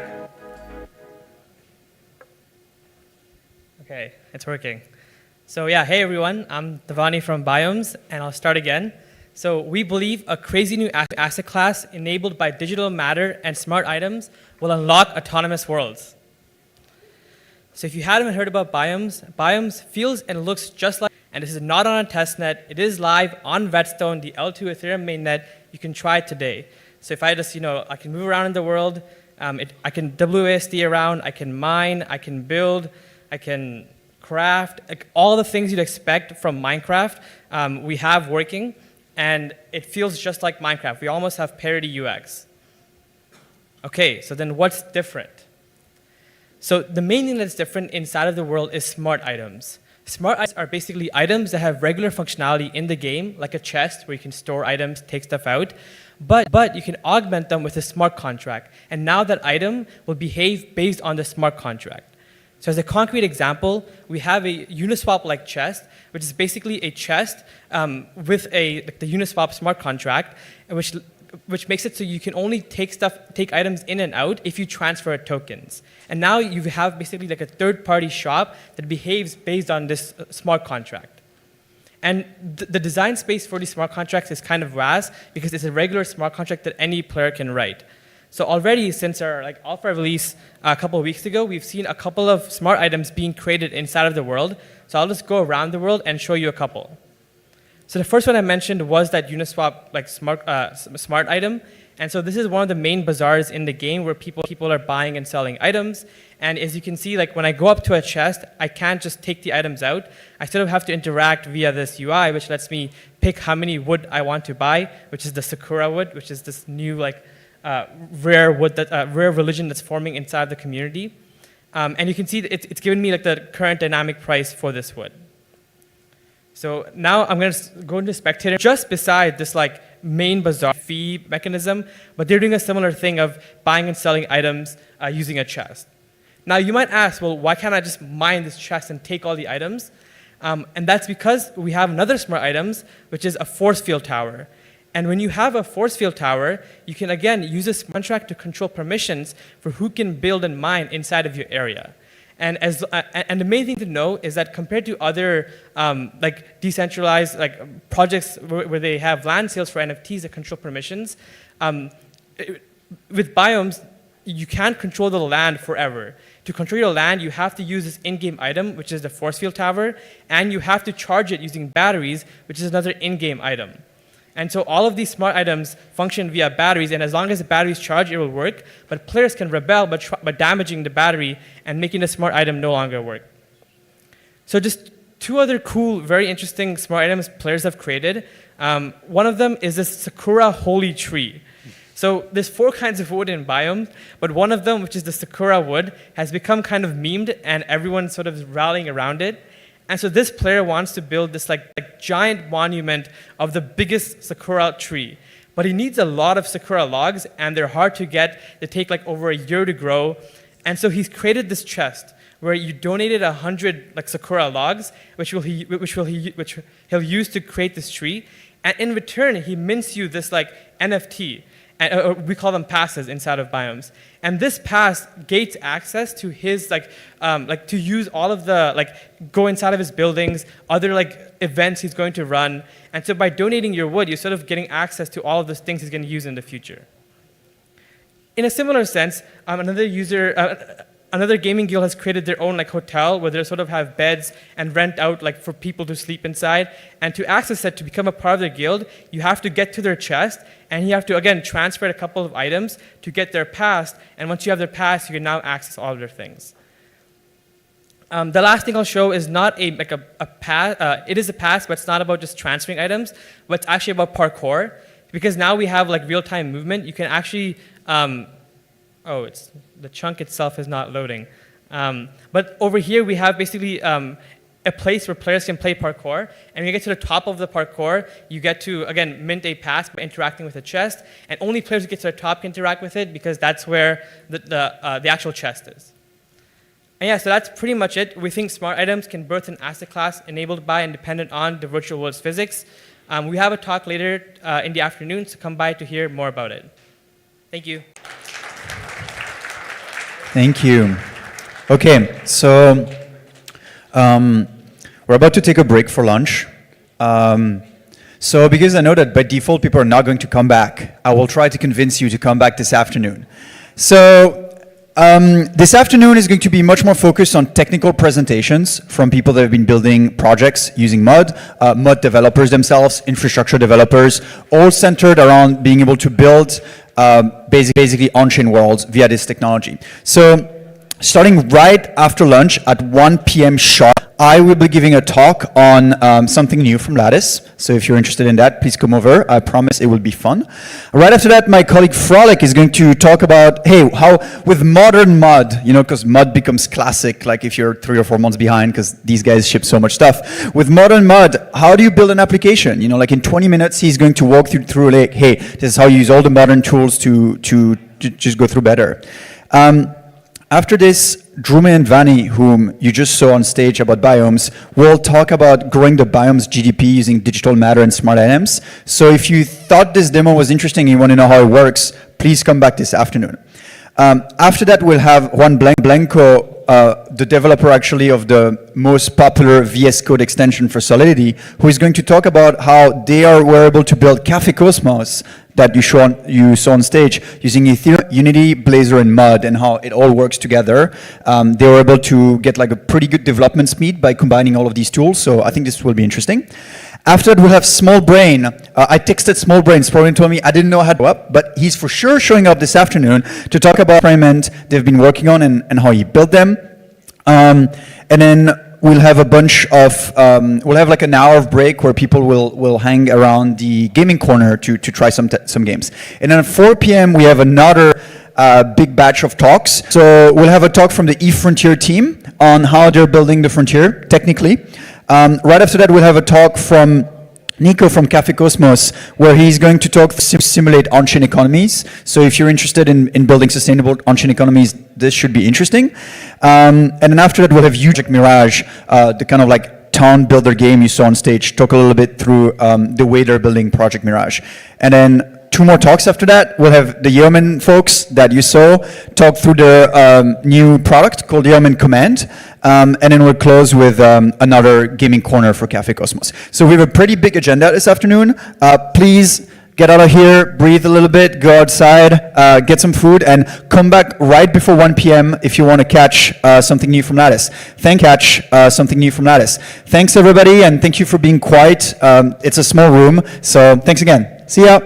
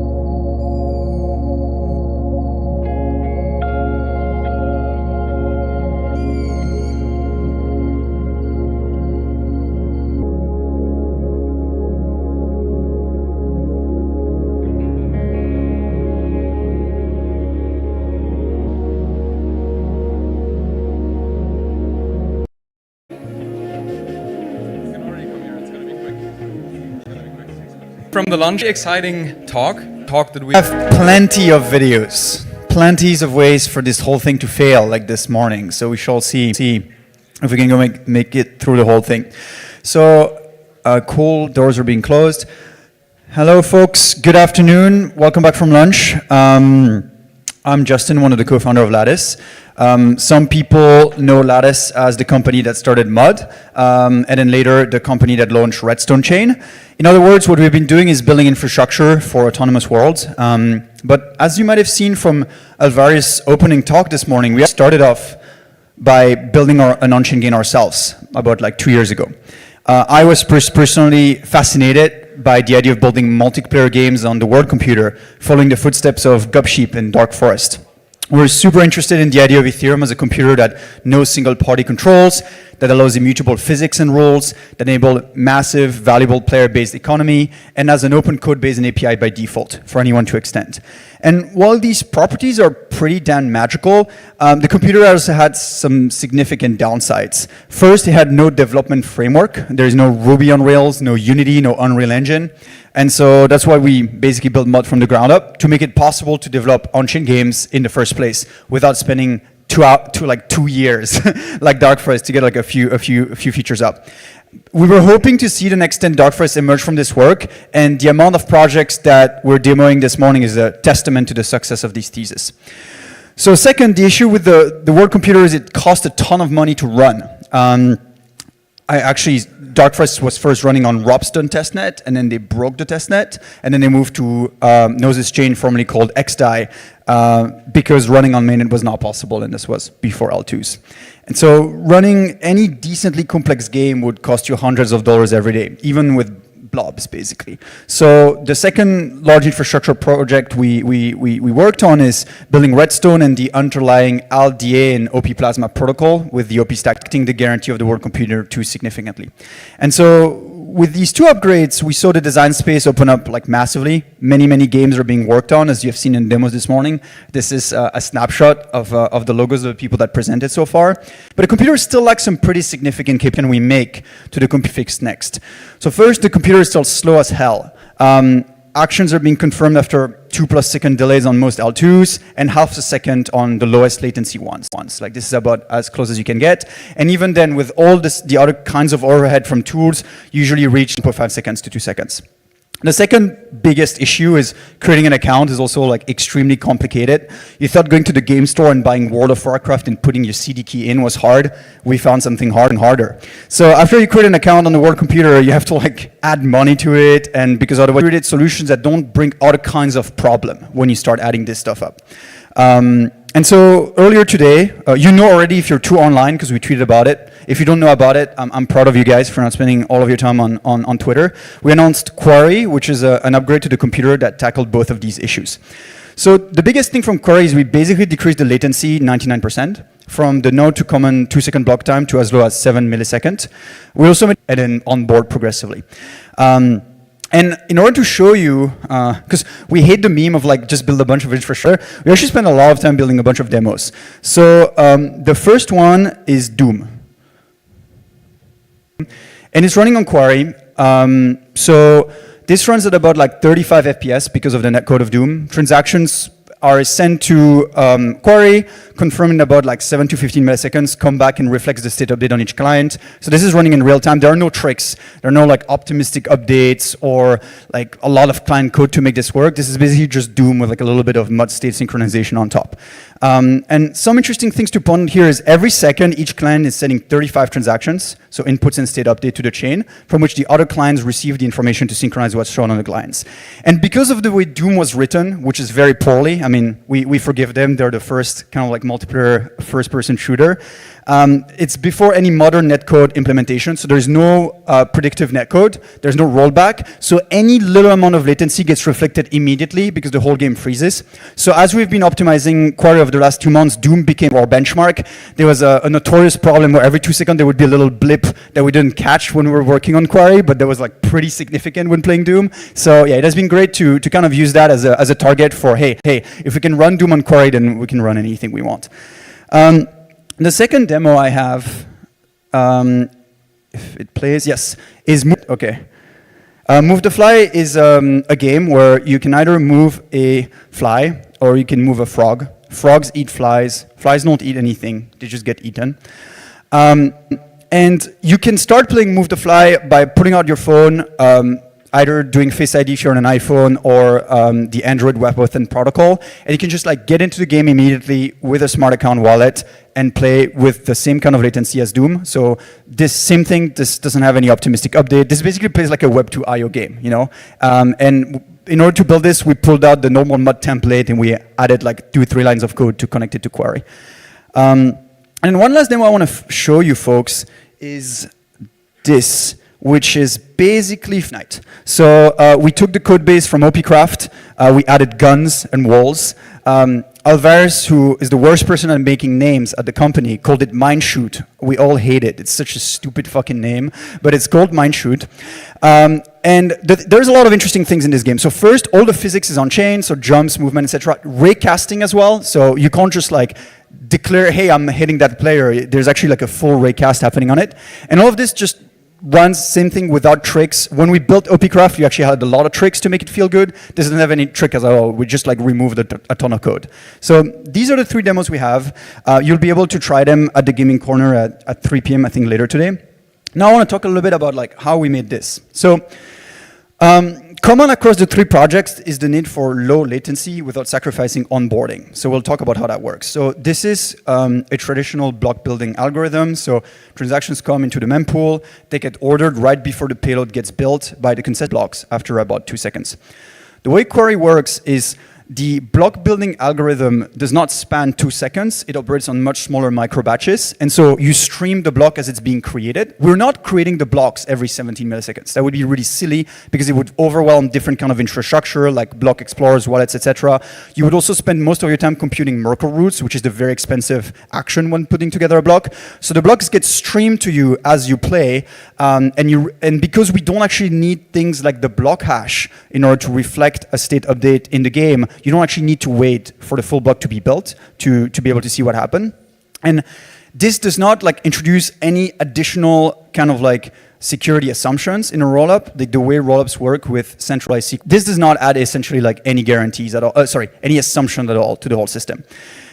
So the hot path of Query, which is users sending a transaction, adding it to the bending block, and getting a stream update, happens in about 7 milliseconds. So we're able to do this by essentially rebuilding the whole stack. So we rebuilt the load balancer, we built a custom block builder on top of the Reth modular architecture from the Reth team, and we also rebuilt our indexer. So everything is very tightly up. An actual block is being built and then sent back to other kinds of infrastructure, whether they're a block explorer or other. The other interesting thing is most tooling out there for like stuff like ERC 437 and onboarding actually creates a lot of latency because it's just another part of the hot path. If you want to send a 437 user operation and you have to go through a bundler, even if you have fast block time, you end up spending like 1 to 1.5 seconds doing that. So we built a bundler and a paymaster inside Query itself, so the 7 millisecond loop remains the same. Even if you use these kind of onboarding features. So it's pretty neat because you can have something like Move the Fly where you basically scan your face. It's a bit dystopian, but you scan your face, you become a fly, and you can move the fly around and do all of that stuff by using like everything you would expect if you're a developer. Like, I want to have my users like log in with an email, and I want to be able to like sponsor their gas and all that. And you can works from a networking perspective is we have built kind of like a series of edge regions on bare metal with servers all around the world, where we have copies of the state that get synchronized with a central sequencer and copies of WireSo or block builder. So currently the thing that's live is a single WireSo per chain. So there's a single place in the world where things get built.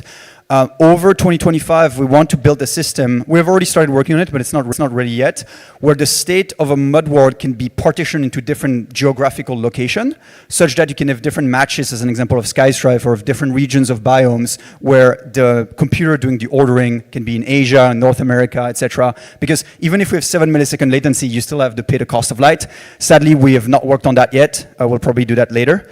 So yeah, we hope that this both benefit existing mud games and significantly expand the design space of on-chain games and worlds. It's basically plug and play. You just have to add 5 lines of code to your system.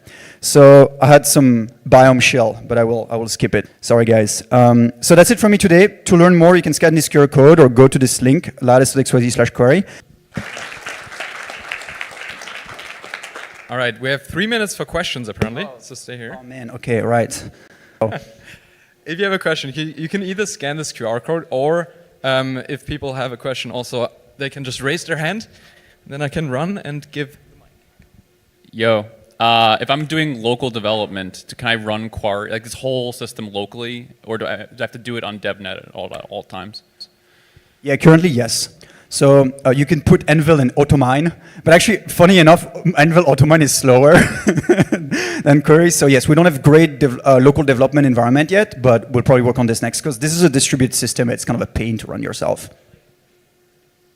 All right, we have another question here from somebody in the audience. What about Doom logic? Is it being validated on mod? Great question. So out of the 3 demos you've seen, the Doom demo only uses Query for event relaying. So the P2P protocol of Doom works, and we relay it through a single mud table. We actually attempted to rebuild all of Doom in mud, but there were so many like weird fucking problems because John Carmack is insane that we kind of like gave up, and that's what we built Mineshoot actually. So Mineshoot runs fully inside mud. It's not just using mud for event kind of like coordination, but for the Doom demo specifically, we only use it for sending events around, mostly as a benchmark for latency. Next question is, what is Wiresaw? Wiresaw is a block builder. The reason it's called Wiresaw is because we have our internal theme for names is blue collar workers. So we have Quarry, Wiresaw, Redstone, Rhodolite. So it's either stones, stuff to cut stones with, or things related to stones. Next question, please.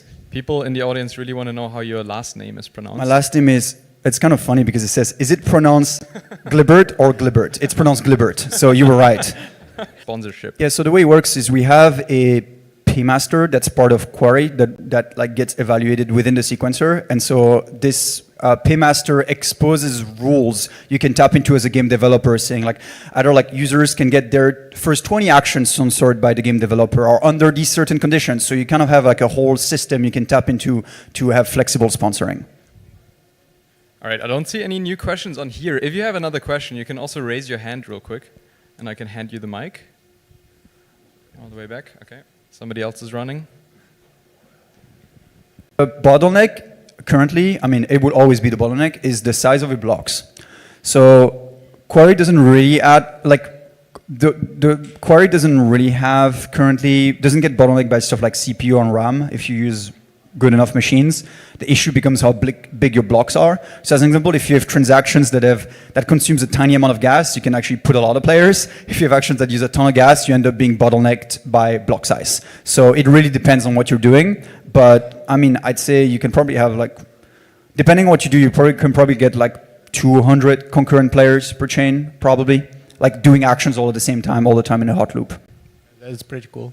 But for Doom specifically, it's not the case. Like Doom is just a beast of a demo, and you can't get to 200 players. All right, another question that we have is, can we use non-EVM networks underneath? No. Because we have not built that. Like this whole thing is deeply integrated in the way Ethereum works, all the way from the clients to the sponsorship to the block building, etc. So no. Cool. All right, somebody's asking, will we be able to use pods with Quarry? Absolutely. So pods, which stands for provable object data, also known as frogs. All of your frogs are pods. All frogs are not pods, but all pods are, actually, some pods are frogs and some frogs are pods. It's not an exact mapping, but yes, you'll be able to bring pods on chain and settle them, because pods can be verified in EVM.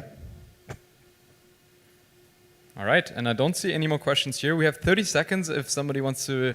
All right, so I switched back from being a speaker to being an MC. So next up we have Frolic. Frolic is going to show us how to build mud applications with all the new toolings that we have. So please welcome him on stage.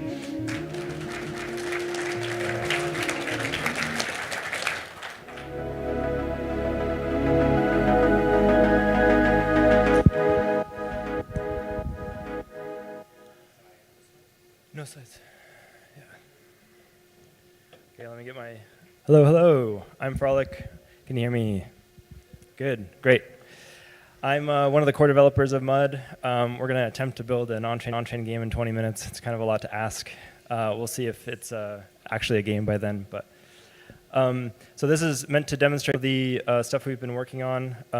Didn't quite have enough time to make this a full-on template that you can use, but yeah, we've got a template project that we'll clone from. And just to save a bit of time, I've already cloned it into my personal GitHub account and also cloned it here. So let me adjust sizing here real quick. How's that look? Looks great. Thank you. OK, so let's start this Mud project.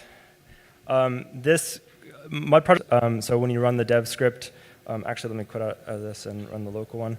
When you start the dev script, you get a front-end server that's your client. You get contracts. You can see it's currently evaluating all of our contracts and deploying them to our local chain. We have our local chain and then the Explorer, which you may have seen already. But we'll take a look at that in a second. So in our browser, we now have a application. And if you've played with Mud before at all, you might recognize this. We have a to-do list app as kind of our default application. I don't know why you would put a to-do list app on chain, but it's a good demonstration of the kind of full stack and really easy to understand. So in this demo, we've already got our onboarding flow wired up. So I'll sign in here, create an account with a passkey. And then right now, behind the scenes, it gave us a gas allowance, and then it's setting up a session account. The session account under the hood is basically a local signer that signs all of our transactions, so we don't have to confirm every time with a wallet pop-up. So we're approving the session account, and now we're good to go. So we've started our new project, can tick that box. Great job. And we will next open Explorer to kind of show you the local flow there. This is both able to run locally and once we deploy, we'll show it there as well. But you can pop this open in a new tab when you're running locally, but I've embedded it here just so we can see it a bit easier. So we can already see our task table. We've already got the first task completed, marked as completed. And if I connect, I can actually start editing code. So if I want to change this back to 0, I can. You can see it unticked. And then if I check this again, we can see the Explorer update automatically. And similarly, if we want to interact and call the complete task function, we can do that here. The first task, oh, actually it's completed, so let's reset. Reset task, and it reset it, and then we can complete it. Just calling these functions through the Explorer, and it completed it. And then as we check and uncheck, we also get a live view of all of our transactions flowing through our world here, which we can then inspect and see all the mud logs being emitted, including the user operation. So every one of these transactions is a user operation, 4337 user operation. So everything is wrapped automatically for you, sent to Wiresaw, confirmed very rapidly, and yeah, it makes our web app super responsive. So let's try, oh, yeah, we did the Explorer, great. Let's try to build, sorry.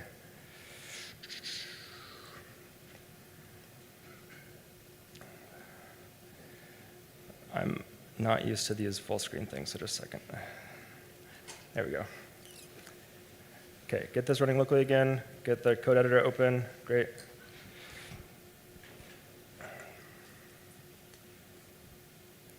Okay, so everything in a Mud project starts from your Mud config. This is where you define your tables and your schemas, your data model. We use a very familiar approach like you would with a database. You have a list of fields in your schema, and then you define basically a primary key, which can be one or more fields. So in here, we've already got a task table for our to-do list app.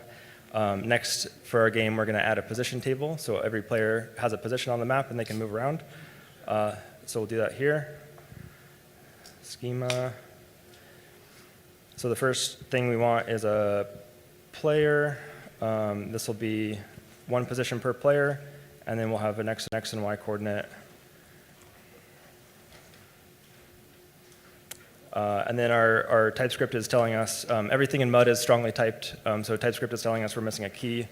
Add that next. And also we can see autocomplete kind of reminding us what our fields are in case you've forgotten.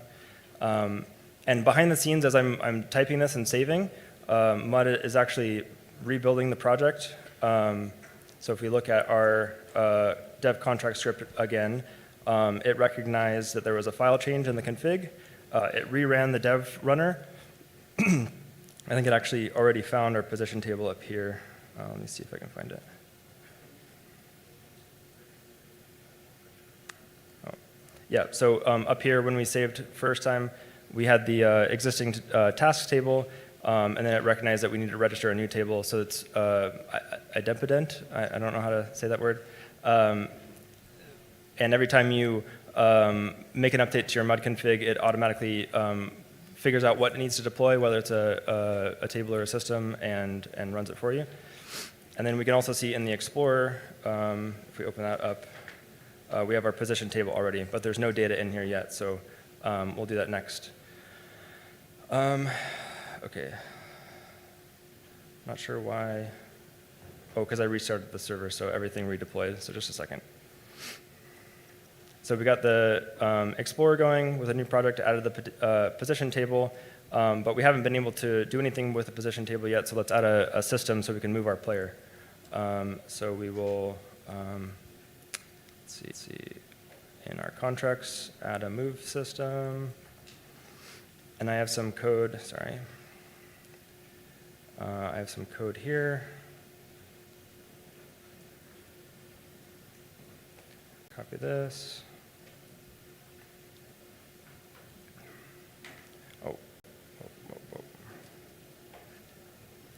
Oh, sorry, hang on.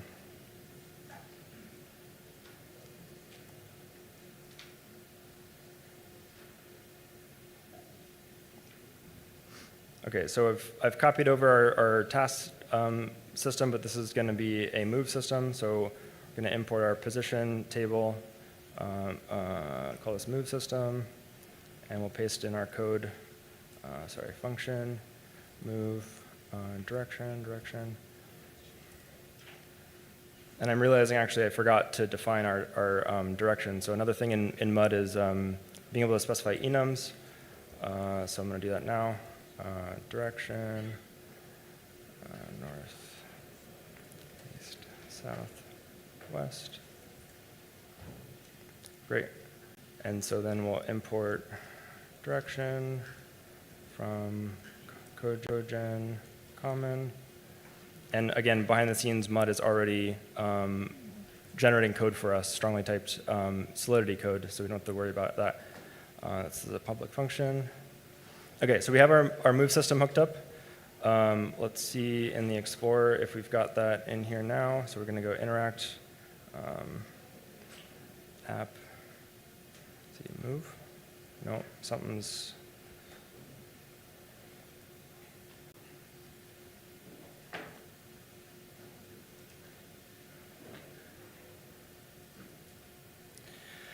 Oh no, demo gods.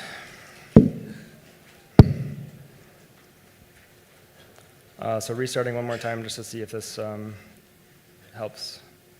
We've just redeployed to Anvil again with a fresh state. So take all these, see if the move system's in here. No, what's going on?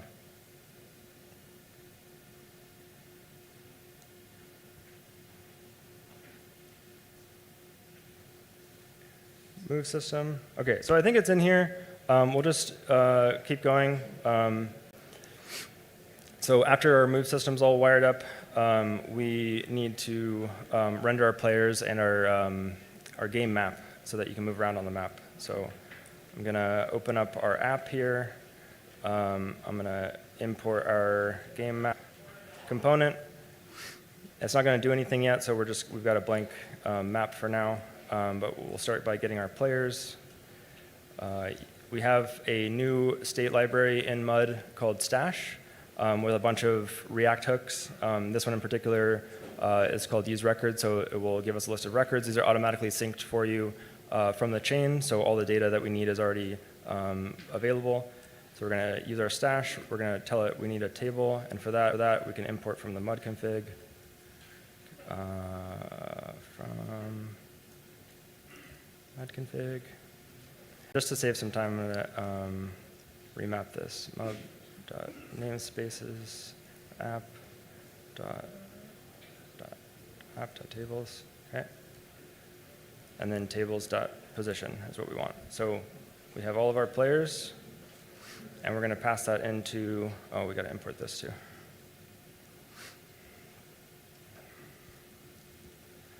Okay. So these aren't doing anything yet. Actually, let's see if we can open up the Explorer and give something a position. Oh. I think because we don't have our move system available, I can't actually set the position very easily yet. So we'll just move on to the actual game controls, which will allow for keyboard movement and tap movement, which you'll be able to play with on your phone in just a second. So for that, I'm going to import the world contract. If you've used VM, it's essentially a strongly typed world or a contract object that represents our world. So we will import that using this hook, which again will be available from mud soon. And then on here we want on move, async. And then I'm just going to check the world contract because it needs to load some data, so it's not available right away. So we're just going to throw it if it's not ready yet. Not ready. And then we're going to get a transaction back from this. We're going to await. World contract right dot app move. Okay, so we can see our move system calls here. So we're going to call move. VM, when you're calling a contract, takes in a list of arguments, so that we want on move callback is a work because this is expecting an enum. Fortunately, that's available on our config as well. Actually, we'll just use it directly here. So mud config enum values direction. So again, all the strong typing is helping me here. It auto-completed this direction enum that we added, and I passed in our direction string, which then mapped it to the actual enum value, which we want for our contracts. And then we'll just log move transaction is this. So we should be able to move around. Yay. We built a game. Okay.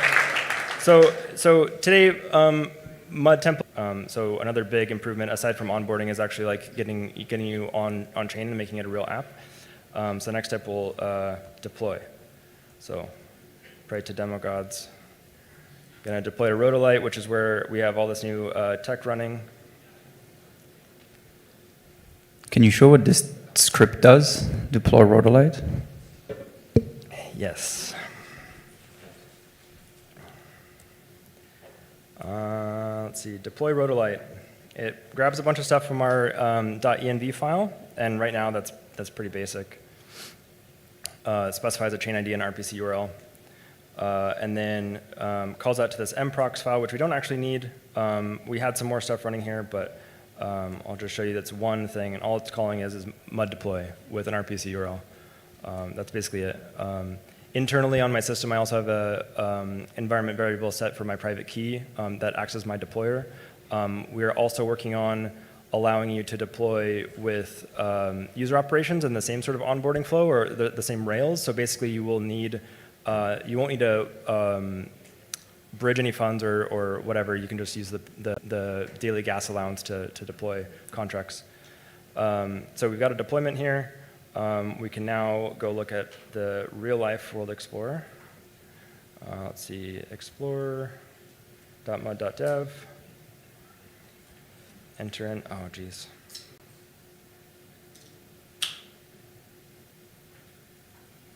Enter in our contract address, explore the world. So we can I think it's set to Garnet. Oh yeah, thank you. Yep, there we go. So we got our task list up and running, and we also have the position table. And in here we should see our move function. Move, yep, great. And we can move north. Oh, sorry, hang on. Oh, I'm not going to connect here, but we'll show you in the live app. Okay, so we've got our Rotolite deploy. Now we're going to actually upload a front end here. So we're going to build for Rotolite. This basically just binds the chain ID into the client application. And then we'll just do a quick drag and drop into Netlify. They have like this drag and drop static file uploader. Doesn't require any sign up. You can use it a couple of times for free. I've actually already signed up and set up a workshop domain, so I'll drop it in here. Let's see, open. So I want the dist file going here.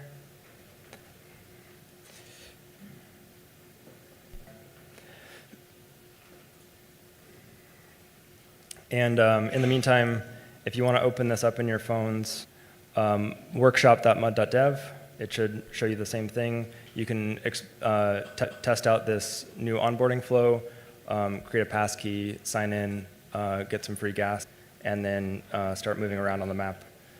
You can also check off items if you want to check off items. Let's see our deploy.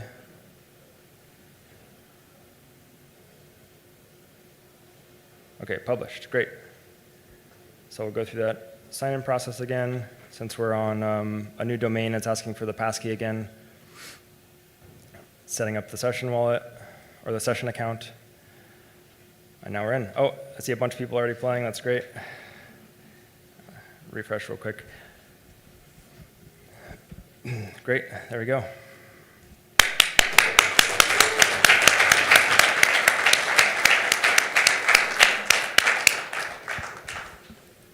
Do you have time for questions? It's question time.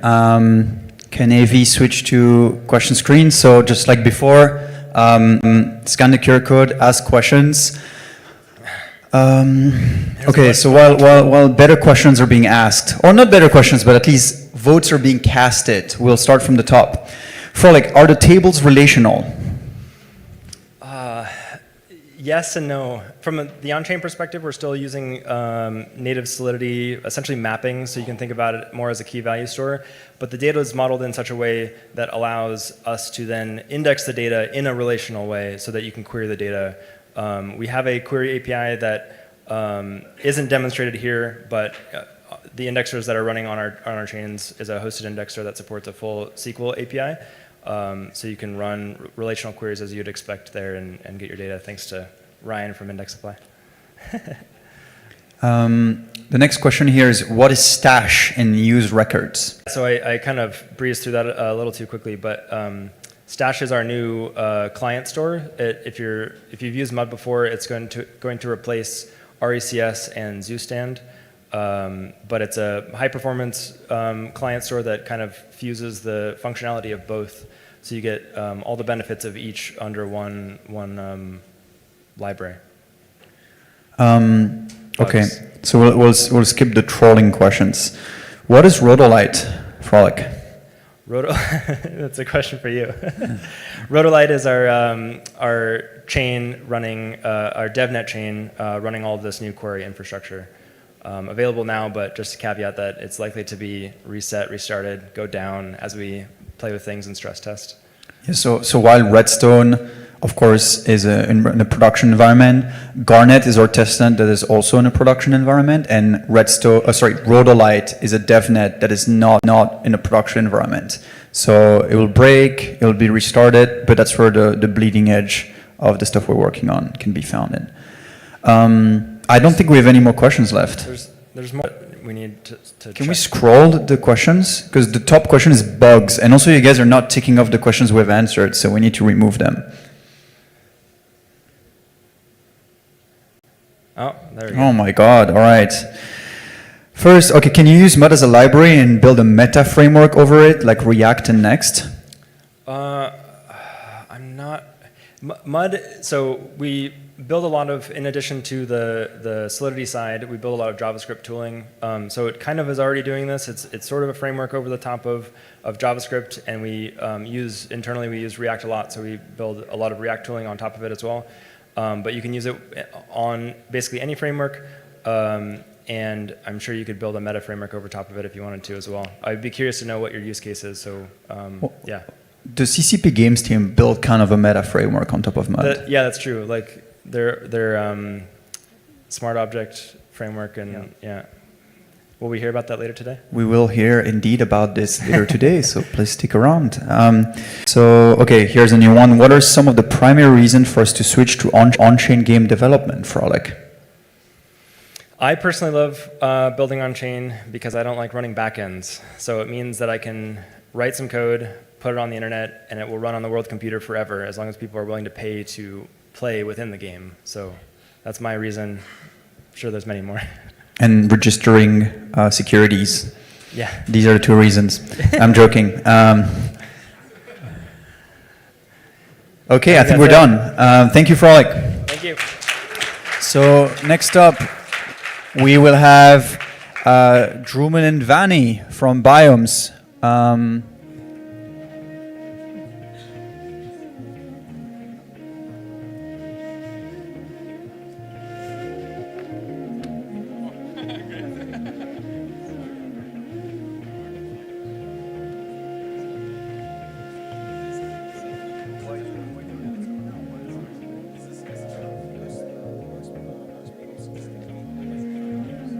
We're going now. Just take more time. We don't wait for 8 minutes. People are going to... Right, so next up we have Drumil and Vani. Please take your seat back. So Drumil and Vani are going to talk about growing the GDP of Biomes, how they built it, what their theories and thesis on smart objects are. Lots of good stuff coming. Please welcome Sir Biomes to the stage.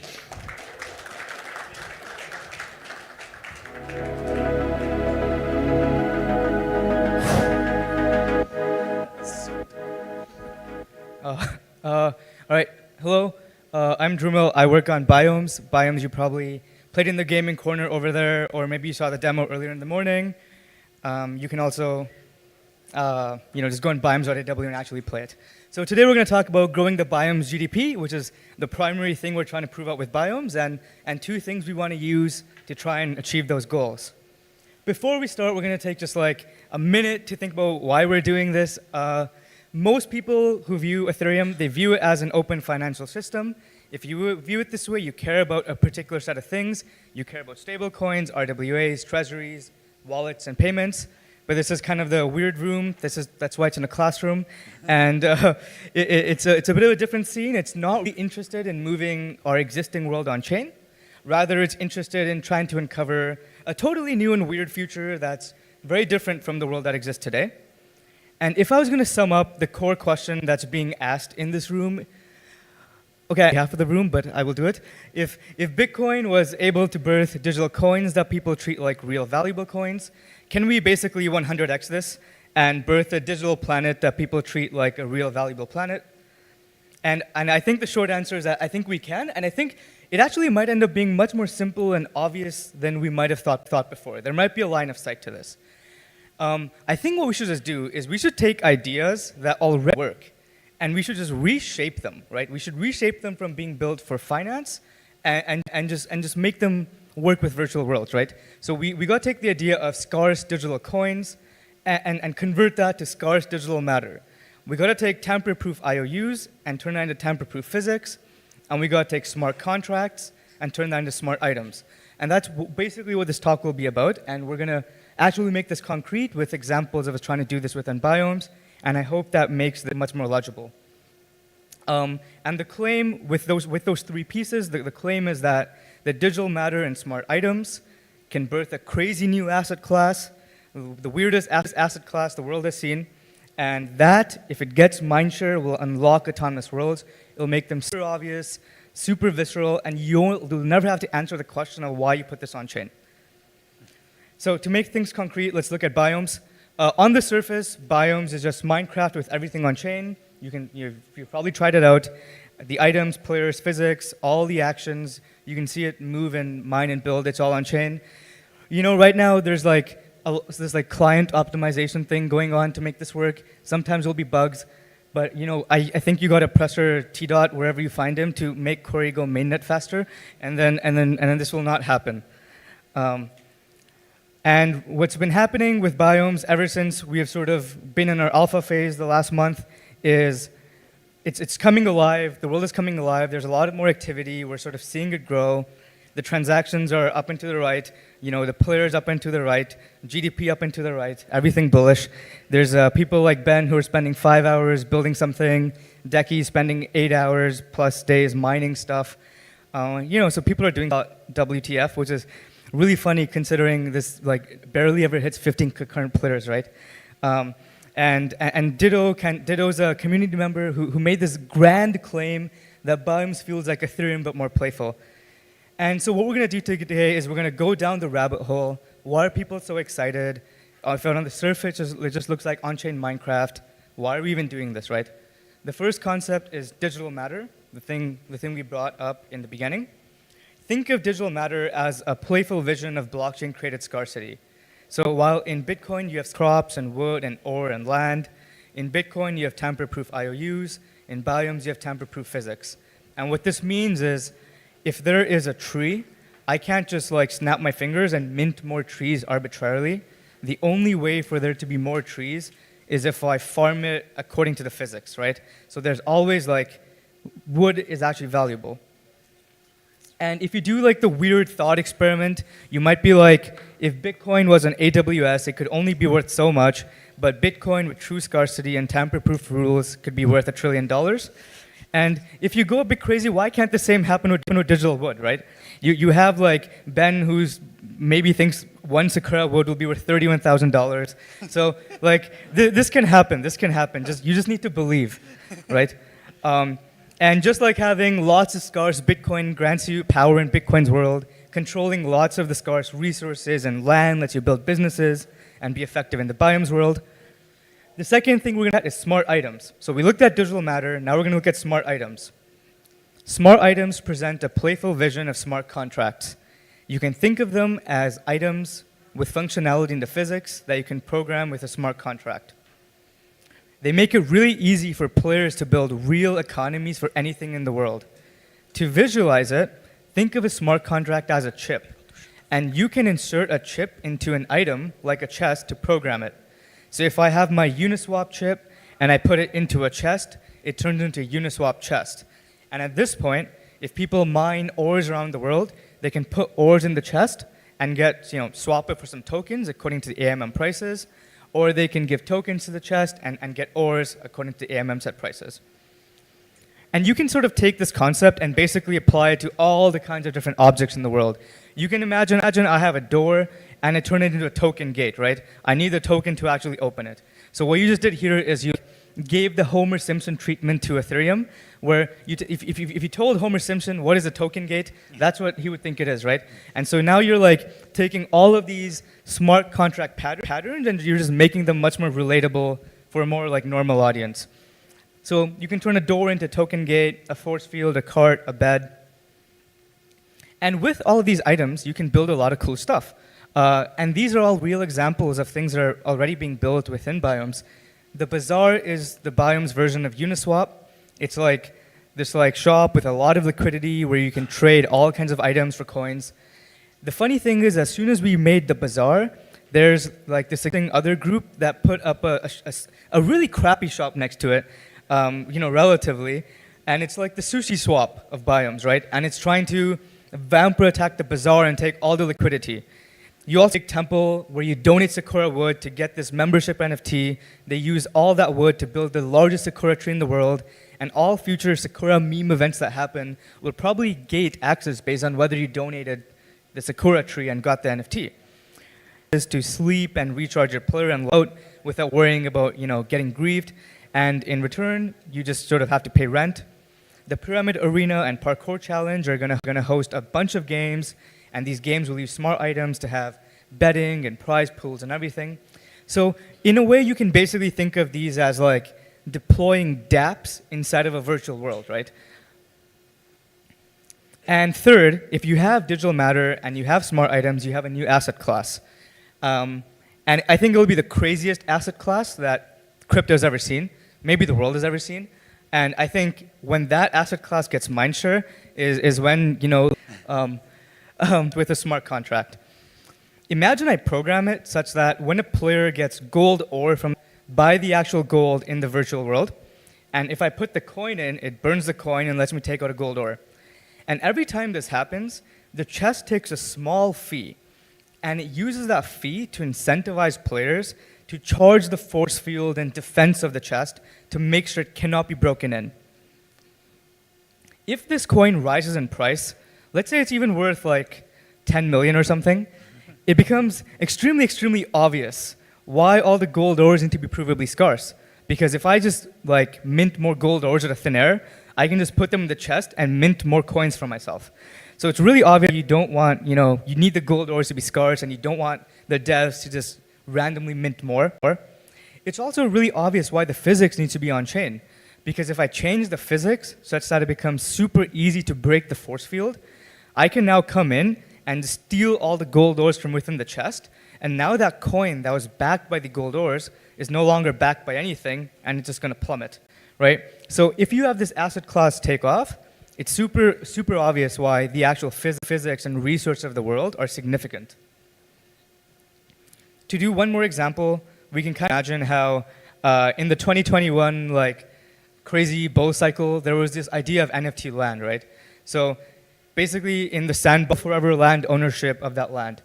And this was really good for a particular type of user that you can have hyper-rational financial markets and speculation on those NFTs. Because if I buy a land NFT, I forever own that land. So I can speculate on it and trade these NFTs 8 months down the line. It'll be totally okay. You can't do that in biomes, right? If you want to control land in biomes, you need to build defenses. You need a military, you need a force field. The military can now decide that, okay, us military are protecting this land. We're going to tokenize this land and sell it to you. And if you hold this token, you're allowed to come and build within our premises, knowing that everything will be secure. Let's say I buy this token, I come back in 4 months, and that military is just dead, all the defenses are broken. Now this token doesn't mean anything. Even if I hold this token, I don't actually have access to any land, right? So now you have this entire asset class that is only worth anything as long as players actually maintain their defenses. And what you just did right here is you made a fundamental switch. You made a switch from the system caring about who owns what asset into the system only caring about physics, and assets can live on top of them, but the assets are not the first-class citizen. To make it concrete, you went from metaverse land NFTs, where you own something until the force field. And when you have a new asset class, you birth an economy with new properties. This requires new types of participation and appeals to a new set of users, which is really cool, which is why even though this has voxels and stuff, it's not the sandbox, right? It's a very different system. And this brings us back to the original claim that we started off with. Digital matter and smart items can birth a crazy new asset. To visualize it one more time, you think, let's just expand that statement. Unlike Bitcoinless worlds, we'll have scarce digital matter and time physics. Inside, the players will use smart items, which are tangible physical forms of smart contracts, to grow extremely large economies. Wild, we have taken ideas that already work, and we have just kind of reapplied them. We have changed these ideas such that instead of being built for finance, they're now built for these virtual worlds. Scarce digital coins become scarce matter. Tamper-proof IOUs becomes tamper-proof physics. Smart contracts become smart items. I think if you take anything away from this talk, I think it would just be this slide. And okay, now zooming out, only because I have a few more minutes so I can just say some bullshit. We're seeing how Ethereum can eventually birth worlds we don't inhabit physically, but we still treat as tremendously real and valuable, right? So imagine biomes has a $10 billion GDP, right? Or maybe the autonomous world you build has a $10 billion GDP. And autonomous agents start living inside. Then you'll have a really funny thing. So if they live inside, they're obviously gonna in biomes. And I give it a bunch of Neptunium ore. It can take that and build weapons with it and use those weapons. So it's good, it's clear why it has value.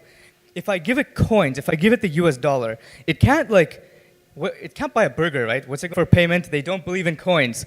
In 2027, Biomes is our only communication channel to ASI agents. And when we want counsel, we travel into biomes and journey to their lands and homes and bring the agents glowstone. And in return, they give you, some cryptographically encrypted Riemann hypothesis solution in a book. So this is how we solve the problems of the future, right? We just appeal to the agents in biomes and they give us all their solutions. And Skylar is really smart. You need to trust in Skylar, right? He built this, he runs this event thing, which means everything he says is definitely true. And what he said is that Biomes is unstoppable Minecraft today, but that doesn't mean you can take it, for fun. You have to take it very seriously, because tomorrow, he said it'll be an unstoppable lifelike simulation that's going to have unalterable digital physics run by AI who believe they're as sentient as we believe we are, which is crazy. So take it seriously, stock up on all the Sakura you can. Go to biomes.aw, you'll see all this unfold. It'll probably go through many cycles over the years, but hopefully something really crazy will come out of it at some point. And thank you.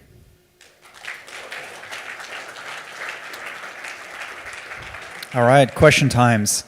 As before, scan the QR code, log in with Zupass, start asking your questions. So upvote all the questions if you want them to come to the top of the screen. Please do that so we don't have to scroll because it was awkward last time. So we'll start with the first question. Can smart items interact with the world, like place, remove blocks, and define... And take stuff out of. A door is an item that you open or close to enter something. So smart items are just regular items with functionality in the world. And all you do is, by inserting a smart contract into the item, you can hook into that functionality and further augment it with your own economics, right? So I turn a door that just opens and closes into a door that is now token gating before deciding if it wants to open or close. Thank you. What are the considerations when designing or deploying physics in new primitives? It seems that playing God is high stakes. Yeah, I feel like something we've been noticing is as people start investing their time into this stuff and they start building stuff with the world, especially if they use smart items, so now they're actually building an economy in the world, you can't anymore just arbitrarily push physics updates. If we start randomly one day minting a lot more Sakura trees, it kind of screws up what a lot of people are building. So it does make it high stakes. You need to really get some sort of rough consensus within your community so you don't piss people off or trying to build stuff inside. It is higher stakes, yeah. Okay, I'll take the digital physics one. So how can we design digital physics to attract agents to live in our games? Coins may be useful for them to pay for compute and storage. Second part is probably a statement, not a question. Yeah. So okay, ultimately I'm going to say at the end of the day, right now Biomes is very much Minecraft. We're not creating some superpower AGI thing. But okay, how do we design this this world? How do we evolve Biomes to attract agents?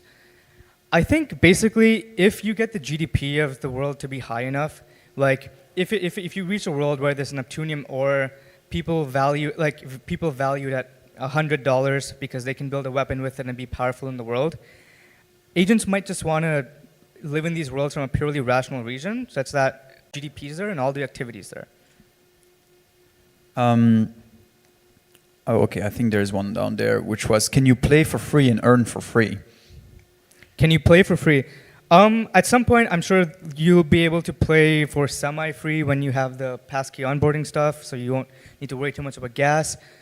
What you can do in the world is, I can come in. Okay, imagine this. Imagine you have different parts of the world that have different types of resources that they're abundant in.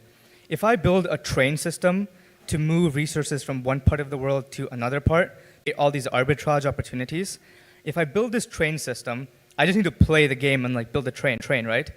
And then I protect the train system with a force field to make sure it can't be broken down by others.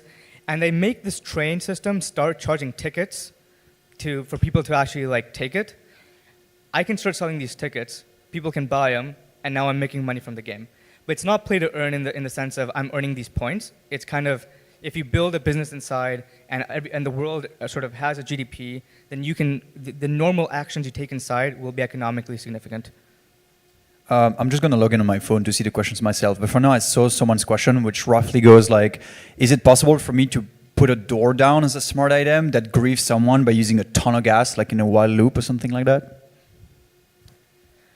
Yeah, I think one of the challenges with the smart item stuff is going to be, what if you insert like a contract into one of these smart items that is just a bad actor, and then if players interact with it, it's just doing some crazy stuff. This is possible, but I think this is also possible on the EVM, right? It's kind of the Wild West, and we're gonna probably let it up to clients and communities to maybe white label which type of smart item chips they audit and verify and know to be trustworthy, and they'll only use those items. So I don't think you need to build security against this at the protocol level, and you can sort of deal with it higher up. Another quick one is, are Biomes contracts going to be audited? Well, right now Biomes is like, it's in a heavy dev like update cycle thing, so there's like the physics is changing and getting updated. At some point you probably want it to get audited, especially if the GDP is going to be high. So I could see this happening down the line. Another one is, how do you bridge Biomes to solve real-world scientific problems? Yeah, so I think, I'm not totally sure you want to do that. I think like if you want to solve real-world problems with simulation technology, I think you can just run simulation technology on a normal computer and simulate whatever you want there and use that to like solve your problems in the world. I don't think this will solve that for you. I think this is more about creating this like digital simulation that for some reason people take super seriously and they just want all the wood inside. Okay, so maybe any IRL questions? I'm running out of the list. If someone wants to raise their hand, we can bring them a mic. I'll give 10 seconds for people to make their mind. All right, next up we have Juan Blanco. Juan Blanco is going to show us how to use Ethereum, Unity, Blazor, and Mud together to build games quickly and with high quality. Juan works with Nico at Cafecos, and yeah, he's going to tell us how they put together like a really nice stack for building these games.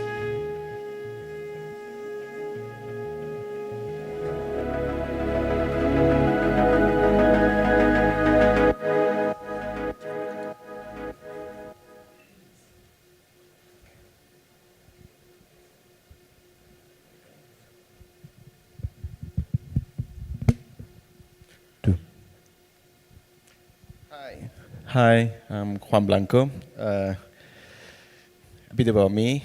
I've been involved in the blockchain since 2013. In Ethereum 2015, created an Ethereum and also the VS Code Solidity extension.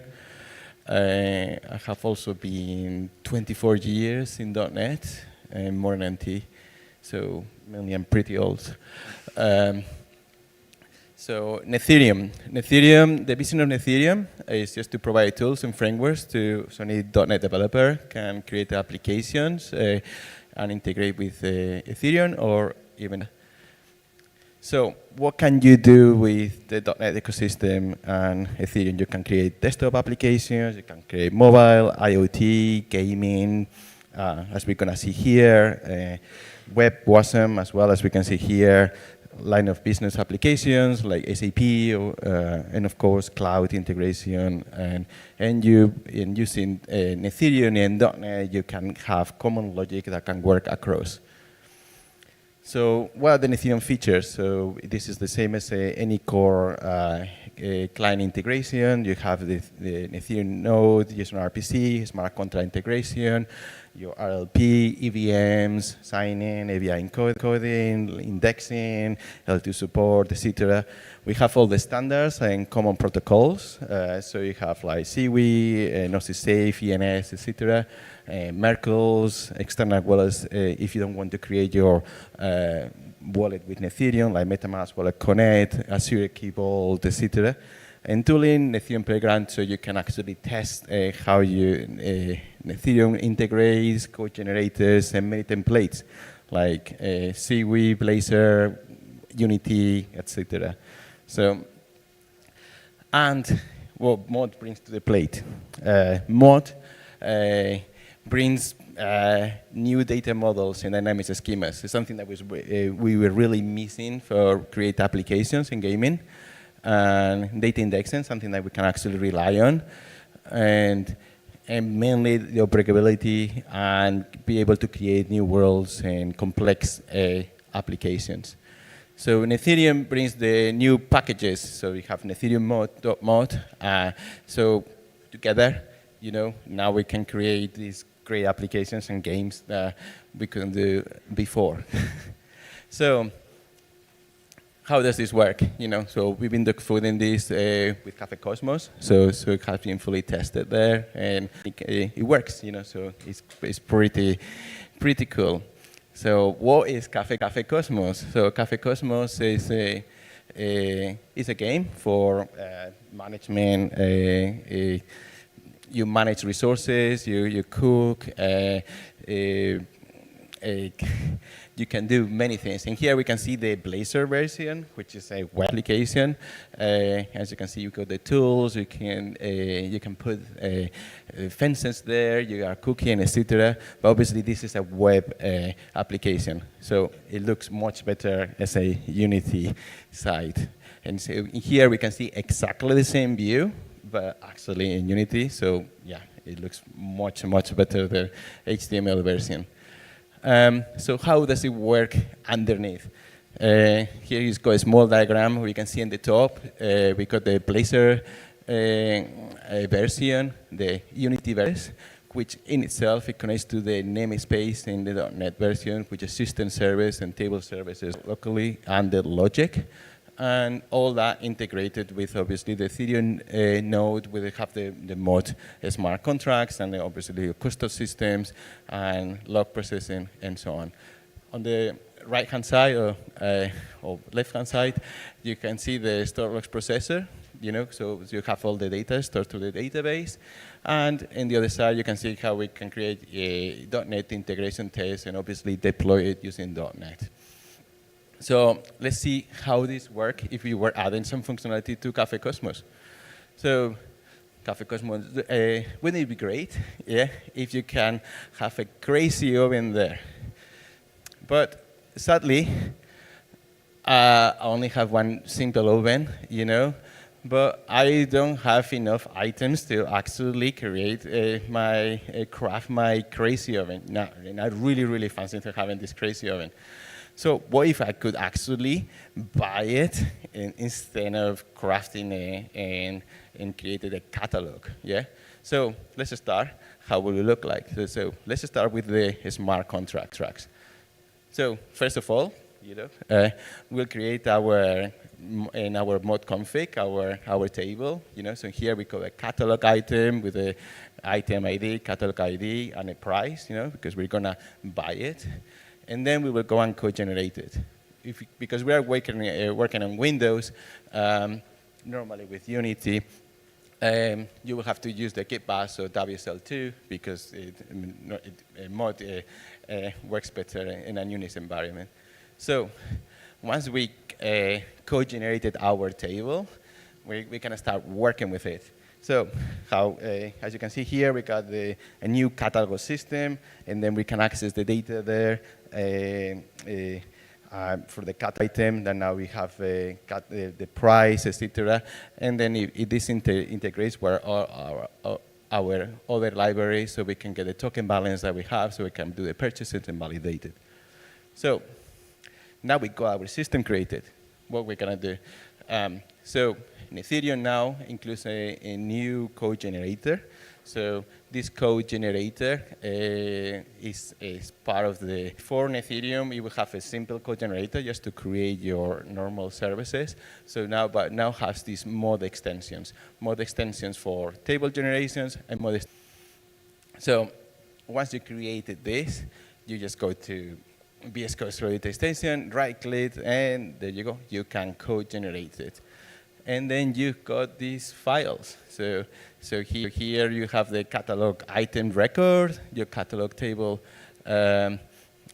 service, your catalog system service, your catalog system service mod extension. So let's have a look at this in detail. So first of all, let's look at the table record. A table record is exactly the same as we have seen before. It just maps it's just the representation of your catalog price, etc. Now we have the table service. The table service is what allows you to query directly the data from the smart contract, so we can get the records, set the records, or even use the logs. As you can see here, we can set the records. So for example, that will be our crazy oven. So we are going to create a new item, and it will have the item ID of 1, and then the catalog ID of 0, and give it a price of 5. We can also, later on after create it, we can query it, just get the table record, and also get the data directly from the logs. Once we have overall, we could have a table repository. The table repository is where all that data can be stored. In this scenario, as you can see on the screen, we created an in-memory table repository. But obviously, you can have a Postgres, etc. And that way, we can query extract all the data and store it locally or in memory or in a database. And let's have a look how this will look in the database. So Ethereum now also includes the Ethereum mod repositories EF package. For anybody who is familiar with .NET, the EF is the entity framework, which mainly provides a common provider for many databases. So you can actually store the data, store bytes. And once we start processing this, we get all the data here. And as you can see, this is all the data from the world system, very similar to what mod does. And you can see that everything is encoded there, and mainly you can see all the data. But obviously, because everything is encoded, we want to be able to query the data. So in Ethereum, it also includes a new predicate builder, which will allow us to query the data using simple queries like equal, not equal, and, or, etc. So this will dynamically create some queries that it will create the database. But obviously, sometimes we want the data in the database. So it also includes a new normalizer there, which mainly will convert all the data in tables in the database. The previous versions, it also includes a REST API, just in case, obviously, if you're working on WebGL, you will want to connect to that data. But in here, we just leave it on your own, so because you might want to create different indexes and optimize the database once you have extracted all the data and recreated. So that was the data. So what happens next? Let's look at the system scope. Obviously, we want to integrate with the logic. So first of all, we have our system service. Our system service is the normal Ethereum code-generated service. So in here, we can access the method purchase catalog item. But also, there are extensions for into a system service format. In here, we see as you see in the top, we have the catalog as the system name, and also ways to do the deployment and in .NET. Once we got all the tables and the systems, we can add it into our custom namespace. We just create some classes there. And then later on, we connect all this into our player service who will integrate in your game. And in here, we can see we has a simple method which will do the purchase item from catalog and wait for receipt is async. And so mainly, this will go into your LAN namespace, and it will go to the systems, go to the catalog, and do the purchase. And also, afterwards, it processes all the changes. That we'll talk about it in a second. So now we got the method. We can connect it and create a simple Blazor or HTML UI, so we can purchase our crazy oven and then put it in our Unity. Obviously, I have not built the Unity UI yet, but the beauty of having two different front ends is like I can test it in the HTML version because building something in Unity takes a lot. So now we go locally. So talking about local state. So as we can see before, we were talking about what happens after save, and I do a process of the changes. So sometimes, we have seen many demos here that you might want to constantly send transactions for every movement, but in other ways you can want to keep a local state and keep it in memory and batch or bulk save all the data, use the number of transactions, and then will save your gas. So maintain a local state. What we do is keep it an in-memory table repository. That's the one I was talking before. But in here, what we do is once the user starts the game, we load all the data in the current state, and any actions that we do, we keep it in a separate object. Also, any actions that the user will make, we keep it into a collection of actions that we keep in memory. So later on, we can batch those actions. So first, and obviously validate all the actions that we keep in memory using the logic in .NET. So what happens if I craft something or anything on the land? So mainly, I craft something, then the logic, I'm doing the validation internally and keep all the logic in .NET. And later on, I just, once I'm finished and I have done all these actions, I use the magnificent thing called system called multi-input, and then batch all these operations into the node as one single transaction. Once all this save, we want to synchronize the data, and instead of having something in the background running as a processor, we can use the logs of the receipt. So the logs of the receipts will bring all the changes that has happened on the database. Sorry, in the blockchain. And then blockchains can come from the chain, so we can keep the logic in .NET, but not everything. So we have things like XP point changes, level progress, etc. So many the core logic that where people normally cheat in your game, we can keep it. We'll keep it obviously in the EVM. So apart from this, obviously we have deployment and testing.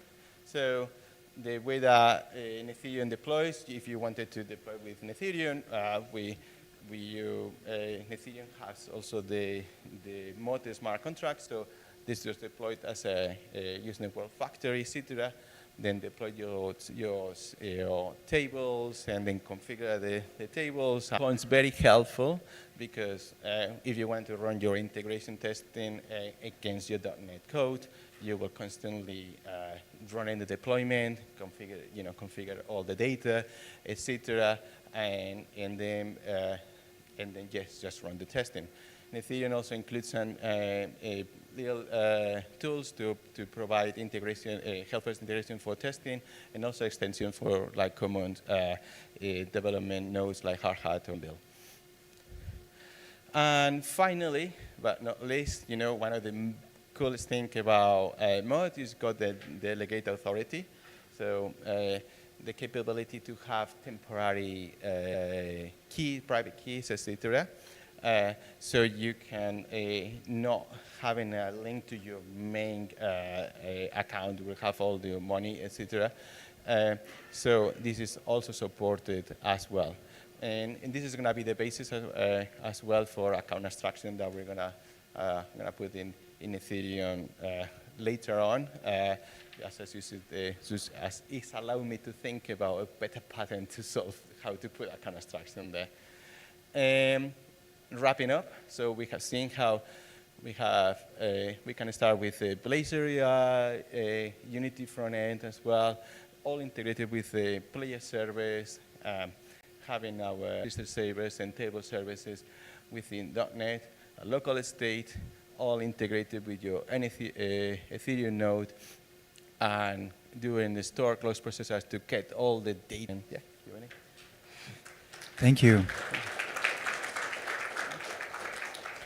All right. So same as before, it's kind of QR code to ask question to Juan.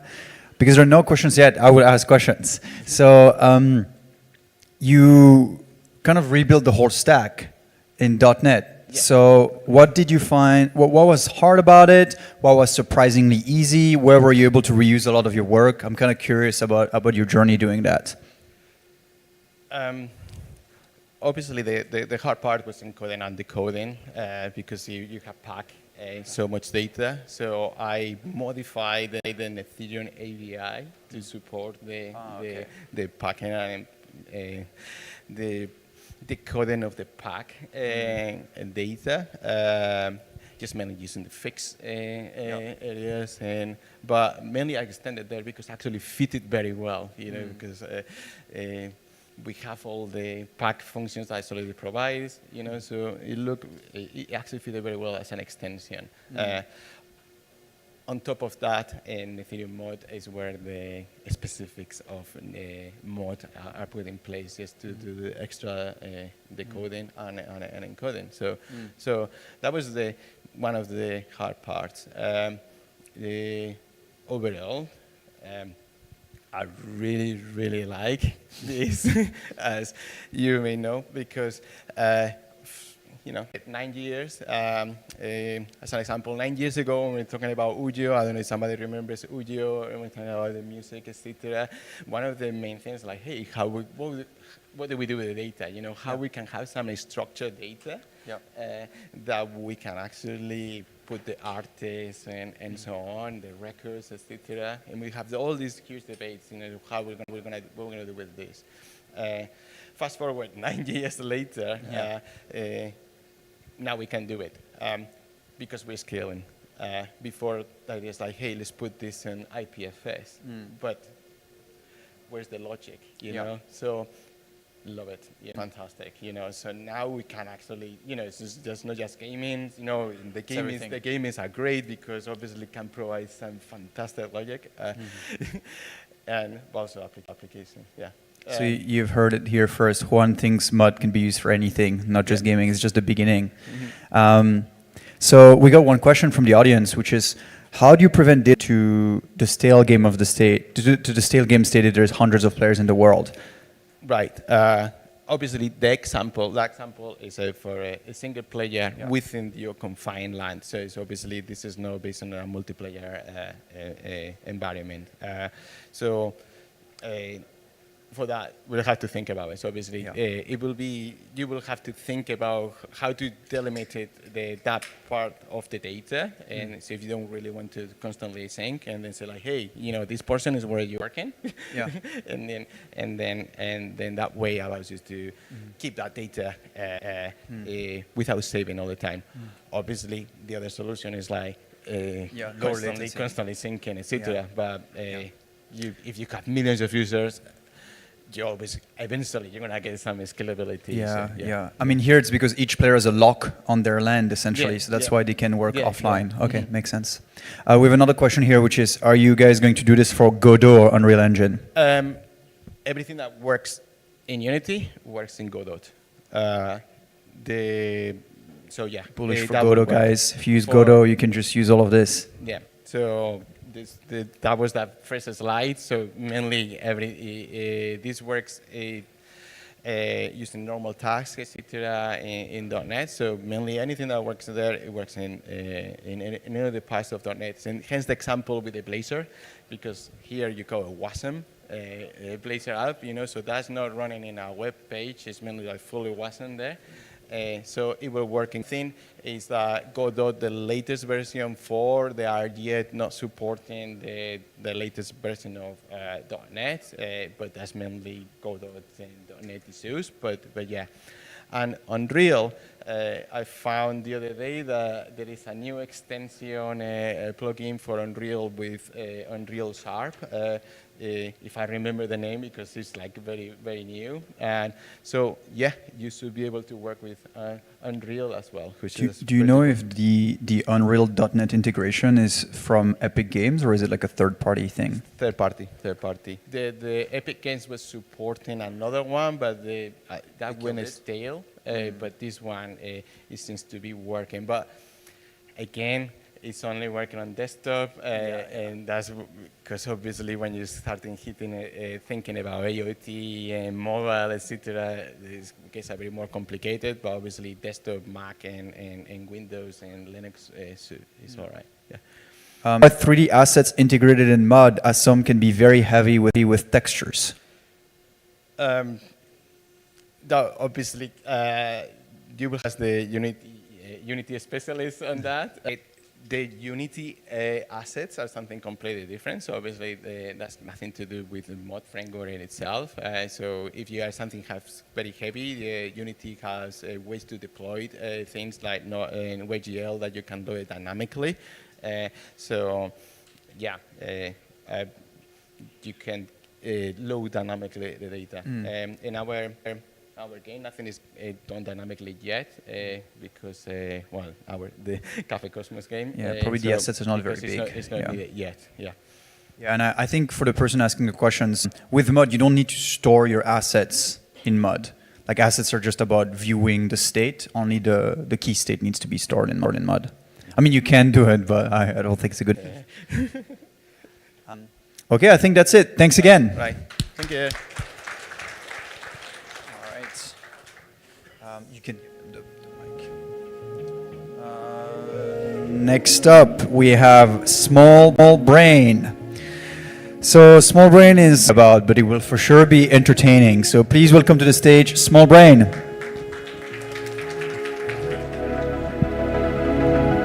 Thank you. I'm actually going to take the mic off of its thing. So. Cool. This clicker, this clicks? Oh, that's fine.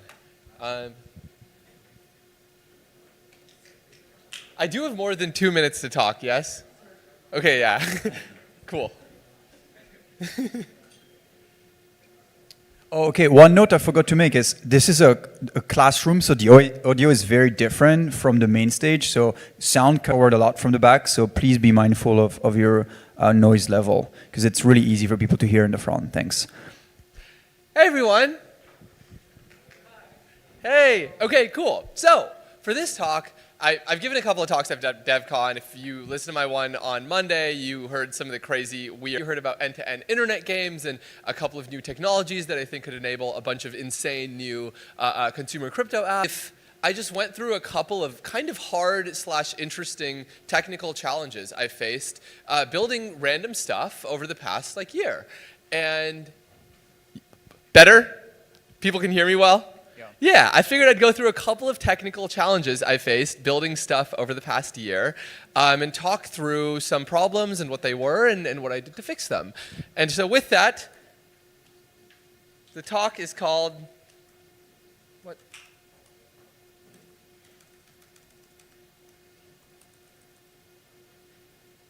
Three Things from Building Stuff by Small Brain. And so what we're going to do, because this is a classroom, is we're going to play a game. And the game is called, Are You Smarter Than Small Brain? And how it's going to work is I'm going to propose to you one problem that I ran into. And just for some poetry, it's really fun that these problems exist because the things I build are really simple, right? It's not like you're trying to cure cancer and you have a hard math problem. It's like you're trying to get people to yell at each other over the internet and you have a hard math problem. And there's some of them are going to be math problems, some of them are going to be solidity questions. And we have very smart people in this room, like Dr. J and Mr. Indexer and Paco and David and Frolic and, our German friend in the back. And so maybe this is going to be really lame and you guys are going to get the answers really quickly. But hopefully what's going to happen is you're going to struggle a little bit, then get the answer, and then it'll be interesting. But please participate. Okay, question number one. We're going to start easy and we're going to go to harder. So question number one is, what I want to do is I want to put some money on Ethereum in a smart contract. And then I want to have a password that I give to somebody.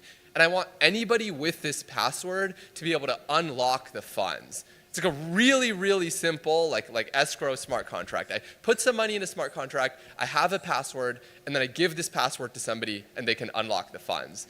How do you do it? And while I give you a little bit of time to think, this was useful. Okay, amazing. Well, this was useful for an app I built called Yonk, which was an app where you can send people voice memos with a little bit of payment attached. And if they don't listen to your voice memo in time, Face ID, no headphones, they won't get the money. And the longer they wait, the less they get. And it was used in this app to do invite links. So if we have this primitive, we can actually send people who don't have wallets yet an invite link with a Yonk in it. But anyways, getting back to the question, yeah, does any one of you want to jump in? You want to use your mic? Yeah, what do you think? Yeah, so mine is kind of a brute force, but what you do is you hash the secret, a simple ZKP that you know the pre-image of the hash. But it's kind of brute force. I don't know if it's the best way to do it. No, I think that totally works. And I think this is actually a valid solution. The solution makes sense to people in the room. And Justin, can you explain why it needs to be a ZKP? Yeah, so, okay, so do you guys know what a hash is? Like you take some value, you can turn it into a hash, but you can't go from the hash and turn it back into the value. So if you put the hash of the password on the blockchain, you commit to the password, but people cannot recover the password from the hash. And now your problem is, can someone show that they know the thing behind the hash without revealing to everybody else? Yep. So if you were to just put the password in a transaction and be like, look, blockchain, if you hash my password, you can get, you'll get the hash. The issue is people can front run you and like see it in the mempool and front run you. So what you do instead is you make a zero knowledge proof that you know the pre-image of the hash. Yes, so that's exactly right. And I think what's interesting here is this is the solution I also initially came up with. And then I was sitting in my room like 4 days before ETH Denver, like, you know, trying to write Circom and being very sad. And like, I felt in my heart that there had to be a better solution. And there actually was. Ryan, do you have a different, was your solution different? It was that one. Okay, yes. Here, I'll run over to you with the mic. You make a new hash from the address of the sender with the password. Okay. Oh, no, never mind. That's not going to work. No. Okay, cool. Never mind. Well, I think there's something interesting there. All right, are we ready for the answer to be revealed, or does anybody have it? Okay, cool. This is how it works. I'm so excited about this one because all right, so the first thing you do is you generate a new key pair. And we are going to call, so like a private key and a public key, pretty much a new wallet. And we're going to call this key pair an ephemeral wallet, okay? Because like we're just going to use it to make this happen, and we're going to throw it away pretty quickly afterward. All right. So the big insight, and some of you might be seeing the whole punchline now, is is that the private key from this key pair is going to be the password that we give to people. And so what you do is you escrow in the smart contract the money you want to put in and the public key associated with that ephemeral wallet. Then what you do is you take the private key, which is the password, and you give the password to somebody else. You give the private key to somebody else. When they want to unlock the payment, what they do is they take their own address, their own actual address, and sign it with the private and public key pair from the ephemeral wallet. Yeah. And then they can use that signature to claim the funds on chain. Because the smart contract on chain just does a signature check to see that, okay, cool, the person with the password said that this wallet should have the money, so that we should give them the money. And this prevents like front run and all of the problems that the ZKP was solving because you are signing exactly which address should get the money to. Yeah. So the signature is a ZKP. Like a signature is a zero knowledge proof. It's not a ZK snark. Yeah. So we went too far on the heaviness of the solution. That's actually a better way to think about it. It's exactly the same solution, but a much smaller proof that shows exactly what you need to versus like, you know, writing something in Circom. This solution is not credited to me, actually. It was deep in the Dymo code because Dymo uses exactly the same thing for invite links. So, you know, big shout out to DC and Nolan for doing like extremely elegant piece of cryptography to do invite links on chain. So this is the little trick for fully on chain invite links. Okay, cool. Little breath. Let's move on to question number 2, which now that I'm looking at it is a little bit of a mouthful. But let me take you through the question and then you can like throw out what you think will be a good answer to me. Okay, this is the problem, and you need to do this again on a blockchain. And during the round, people are posting vectors to the chain. Vectors is like a long sequence of numbers. So a bunch of players are posting vectors to a blockchain during a round. And then at some time, it's the end of the round. At the end of the round, an oracle comes and puts another vector on chain. And this is the truth vector. And let's say like the players are like me, Justin, Elena, Frolic, Ryan, etc.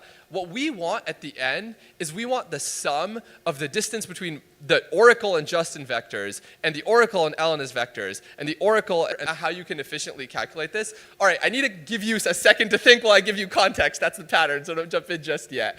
Oh, and the formula we're using for distance between vectors, actually we can use anything reasonable. We can literally just use Euclidean distance. But another valid formula, which is a nice little hint for this question, is cosine distance, which is the dot product of the two vectors over the magnitude of the two vectors.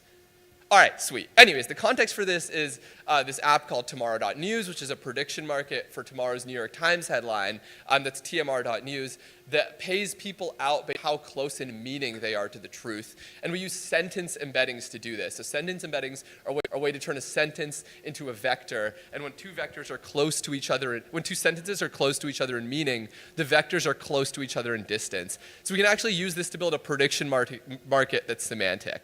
Anyways, back to the problem. How do you do this nicely on chain? What were you going to say? Oh, I mean, I don't have a full answer, Yeah. but one thing I'm wondering if it's useful is to consider the truth vector to be 0. Okay. And then we shift everything by the truth vector. I mean, okay, so as we shift everything, then stuff much simpler, at least conceptually. So this is what I thought too, but it actually doesn't, because the truth vector could end up anywhere, and distance from 0 is the vector itself. Okay. So it kind of keeps everything exactly the same in your God example. damn it. All right. Any other thoughts?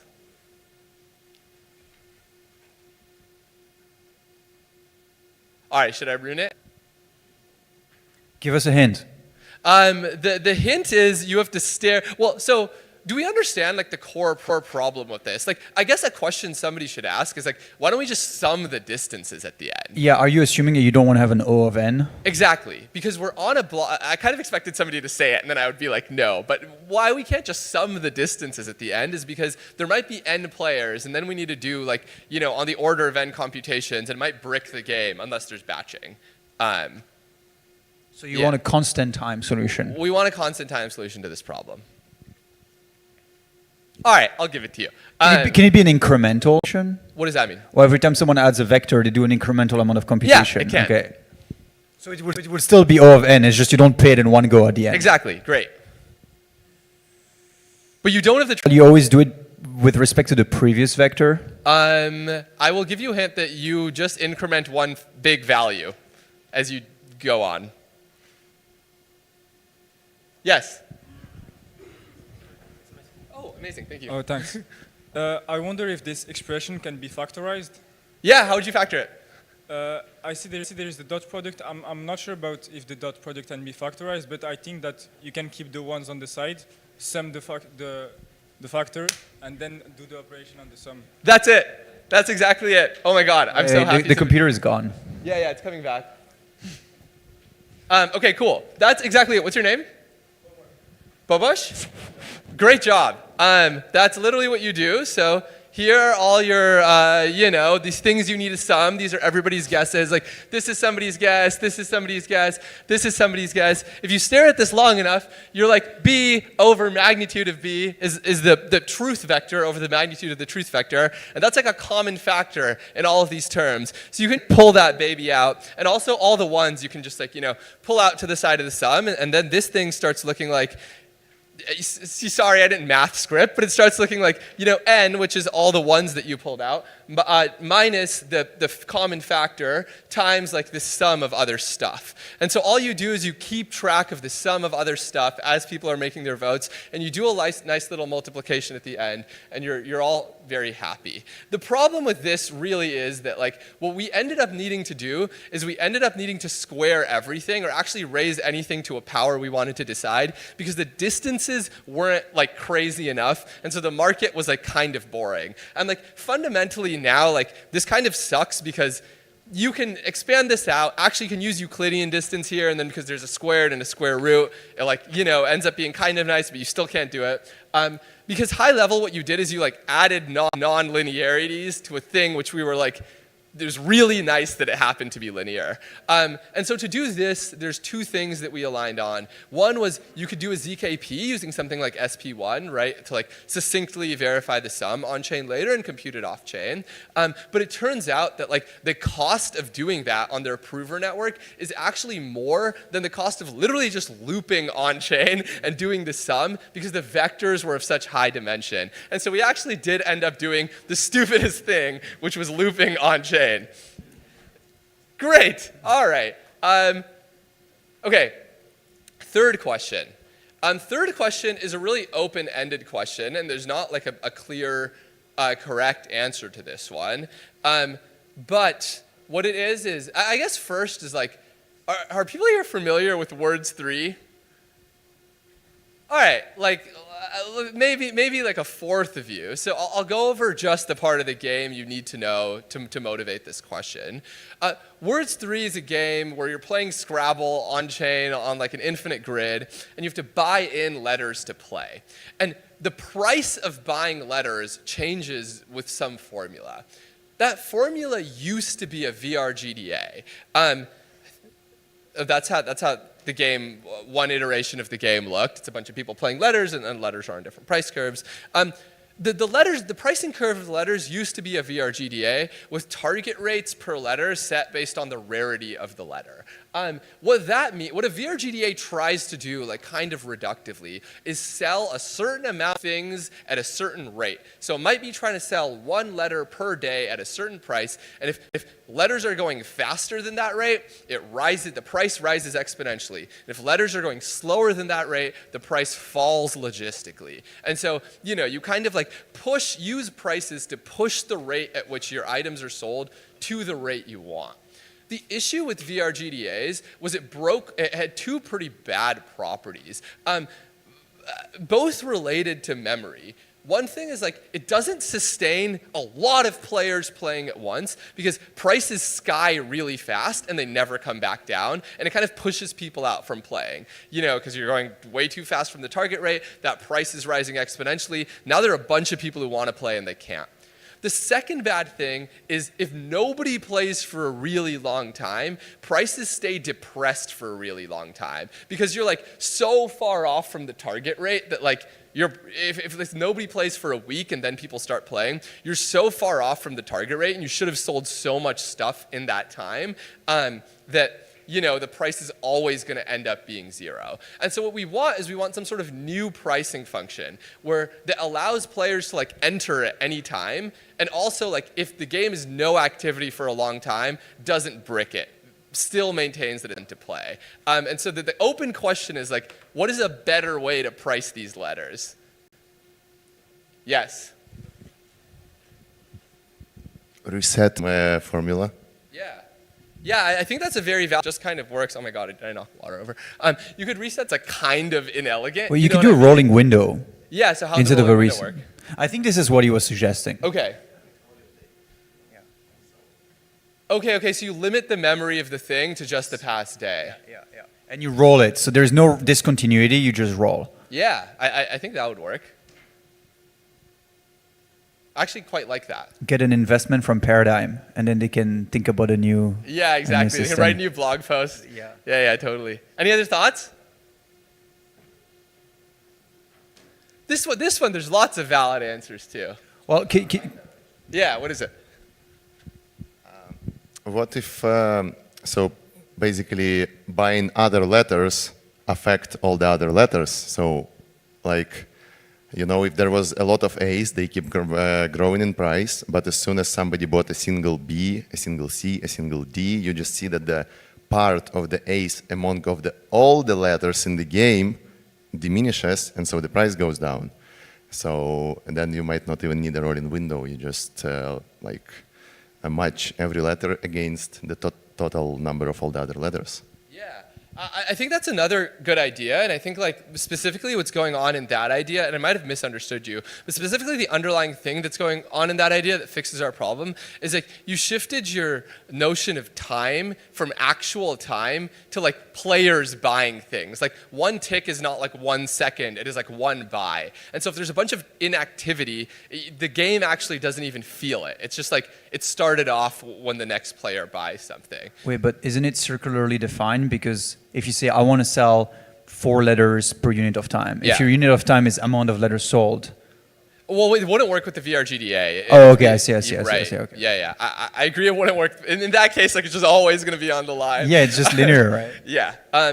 Okay, I have a minute left, so I'll give you what I ended up doing. I don't think this one's the answer. I think it's a answer. What I ended up doing is like drawing this little curve in Desmos. And how this curve works, I'll go point at the screen at this side this time. How this little curve works is like, this is time, this is the price, and whenever you buy, it just like jumps a fixed amount of X on this curve. Does that make sense? And so why this is really, really nice is like, and up here, right, like around $300, this line is straight up. And so if like somebody buys at $300, the price is gonna like sky like crazy and then fall down super fast.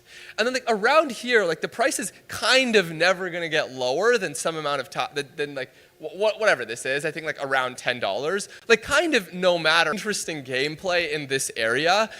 If the price starts getting pushed up like crazy because a ton of people are playing, it like falls really fast so that people can enter again. And if the game's inactive for a really long time, it still stays somewhere down here and like can jump up the curve pretty fast. Do you bound it so it doesn't go too far on the right?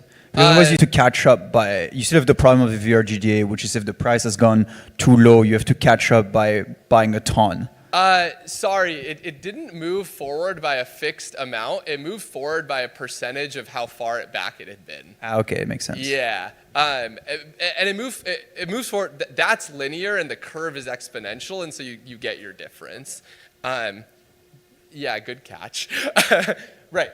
But that's how this works. And that's what ended up being deployed. One really bad thing, well, I don't think it's bad, but like one criticism of this curve was that like you can't really get letters above like $500 or $600 because like literally you can't buy that fast. And so it kind of puts like an upper bound on the price of like how high things can go. Again, which I thought was reasonable, but some people did not react well to. Anyways, that's the talk. I hope you learned something. This is me and the best way to contact me.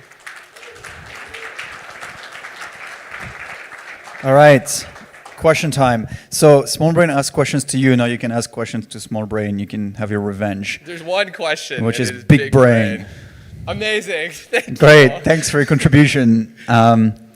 Okay, so you can either pose the question by scanning the QR code or you can raise your hand, we'll bring you a mic. Either works.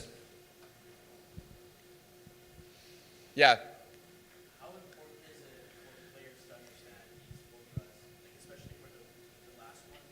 Yeah. I'd say like the other two, it's like really not important. Better? Oh, the question was how important is it for players to ask these formulas, to understand formulas, specifically the last one. So I think like the first two, it's actually like really not important for players to like you jump in and you buy and you see the prices going up and you like kind of feel the curve. But I think like if you're like a Words 3 power player, which there definitely were, you go in and you understand how the curve and the math behind the curve works. And that one's like, and I think like if you have a strong understanding of how the curve works, it does give you an advantage in the game in the last case. Yeah, that's another thing too, is like there's lots of complicated constructions that are better, but like you also want your construction to be like as simple as possible for this reason. And so, trade-offs. We have two questions that have to do with past projects. Yeah. So one is, what is the next plan for network state? And then the other one is, what's happening with Words 3 in terms of users currently? Yeah, both are good questions. I think in Words 3 in terms of users currently, I think they're like 2, like it's not much.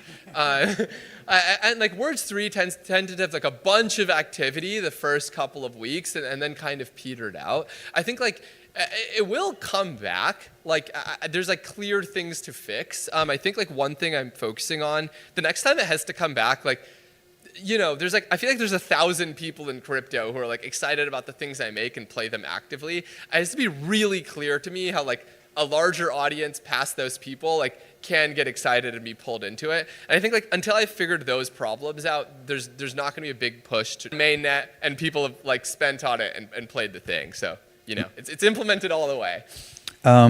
One question that has received quite a few votes is, what's your next project? The next project is a talking duck, which you like will grow up over a month, and you can like pat it on the head to influence its personality.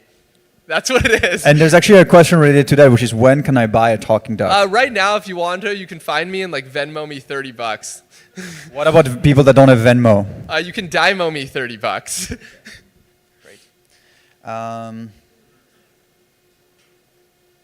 Why are you called Small Brain? It's a good question. I mean, I think it started off as, one, it was funny. David came, and one, I wanted people to like not take it too seriously, right? And also like, it was a little bit of like, the first time I deployed something, it was unaudited. I like tend to take security a lot more seriously now. But I was like, this was like my audit. It was like, all right, it was deployed by like a small brain PFP. Like, you can't get that mad at me if there's a bug in the contract. Address. What's my Dymo address? I don't know if I think it's like SBG. Just literally find me after and I'll confirm.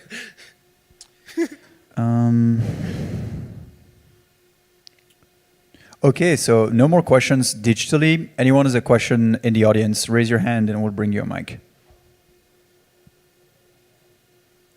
Nope. All right, thanks. Another round of applause. Thank you. All right, so what's next now? We're about to take an hour-long break. It's not really a break. It's only a break if you decide to make it a break. If you don't want to take a break, Alvarez is going to organize a Doom tournament on chain. I don't know if they have prizes, but I'll just claim they have prizes and they'll have to figure it out if they don't have prizes. So if you want to stick around and play a Doom tournament, head towards the gaming corner. We have about an hour for this. We also have a playtest of Brief Candle's latest game.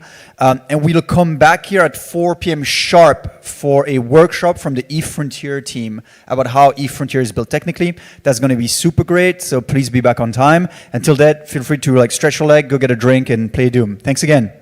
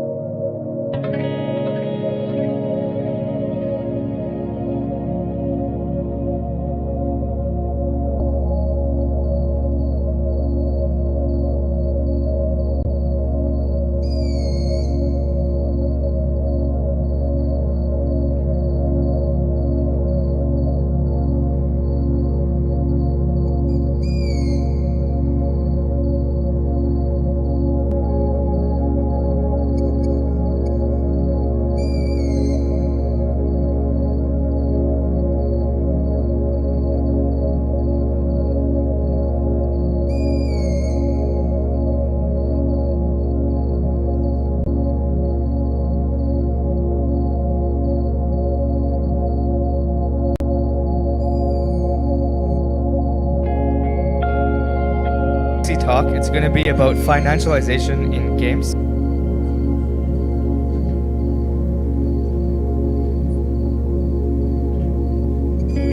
Some technical stuff going on.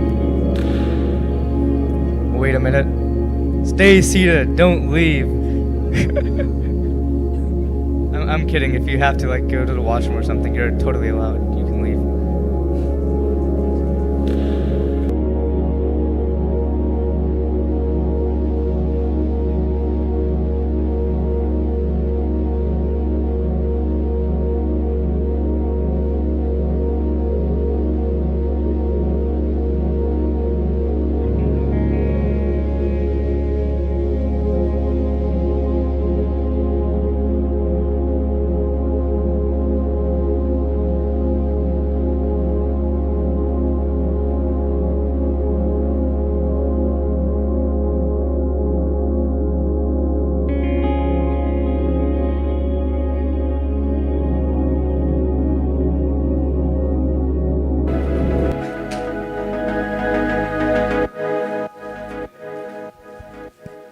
Hello.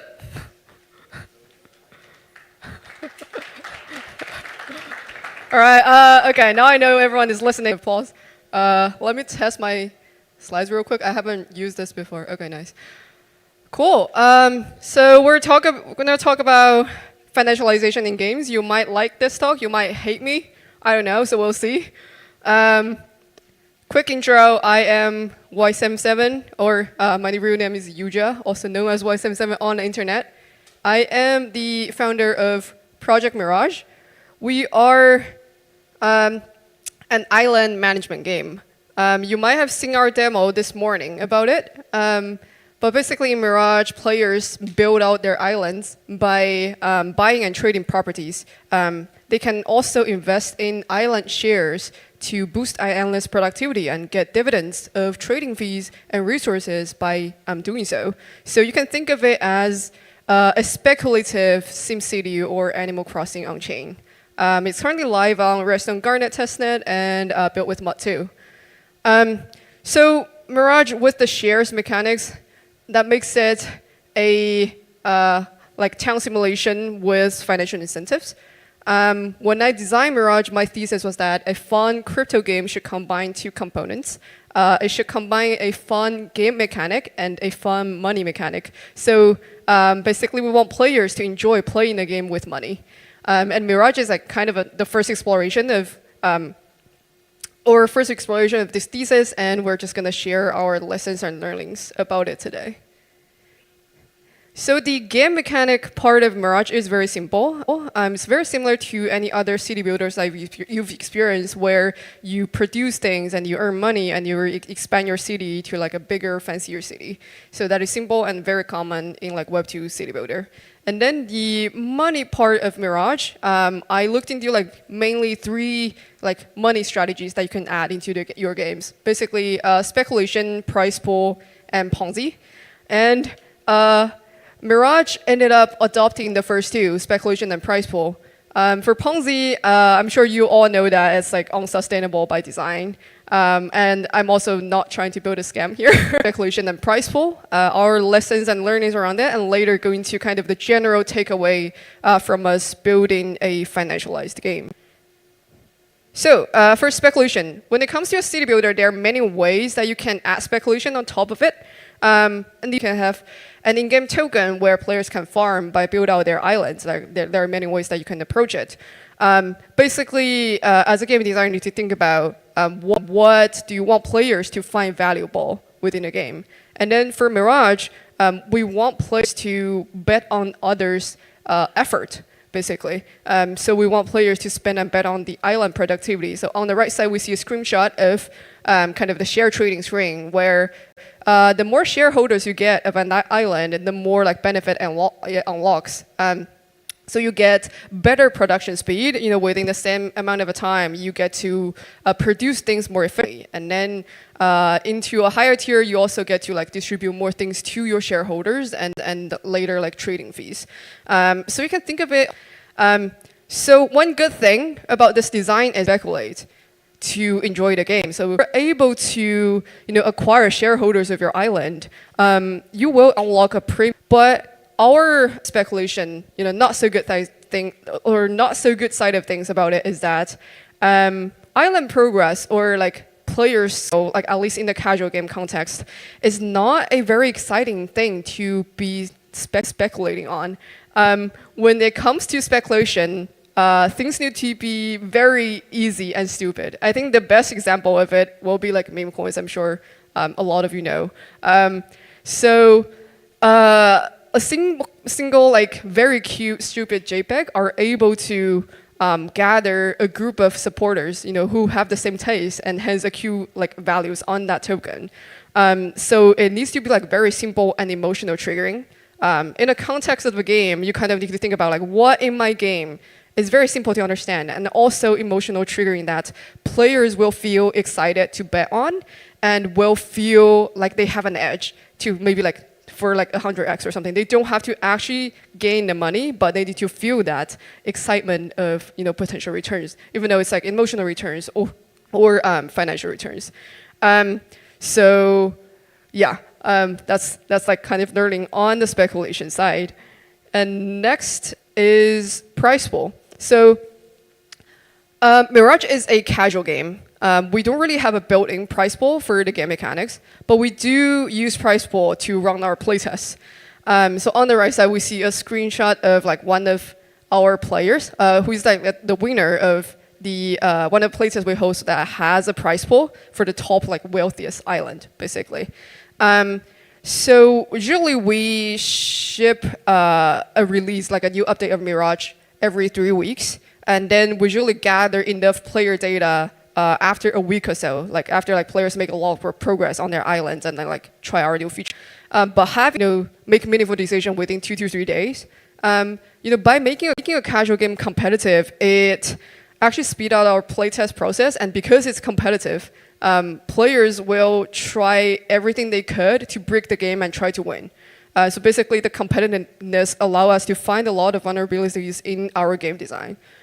So I would recommend, even though maybe your game doesn't really have a prize pool built in terms of mechanics, you could still try it to test out maybe like a new feature that you want to test.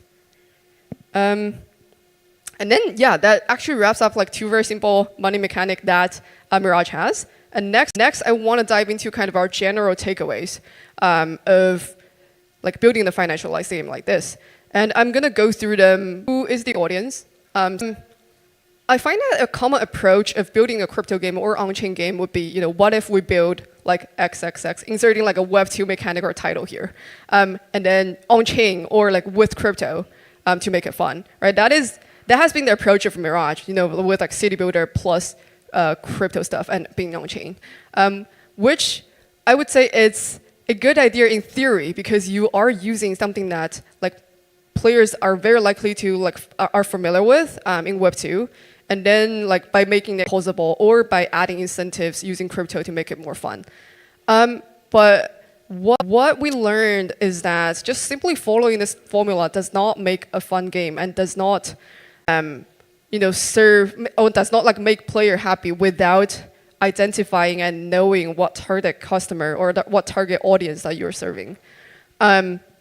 So Mirage didn't do a really good job at this. By being a casual game on chain, it didn't really serve the casual gamers because casual gamers enjoy a casual, relaxing experience. And being on chain creates a lot of hurdle for them to enjoy that, and then they actually make things more complex. And they also fail to serve, I would say, strategic, sophisticated players that play on-chain games that are capable of extending the game, because casual lore or setting is not something that's very exciting to extend about. So we didn't really do a good job at this.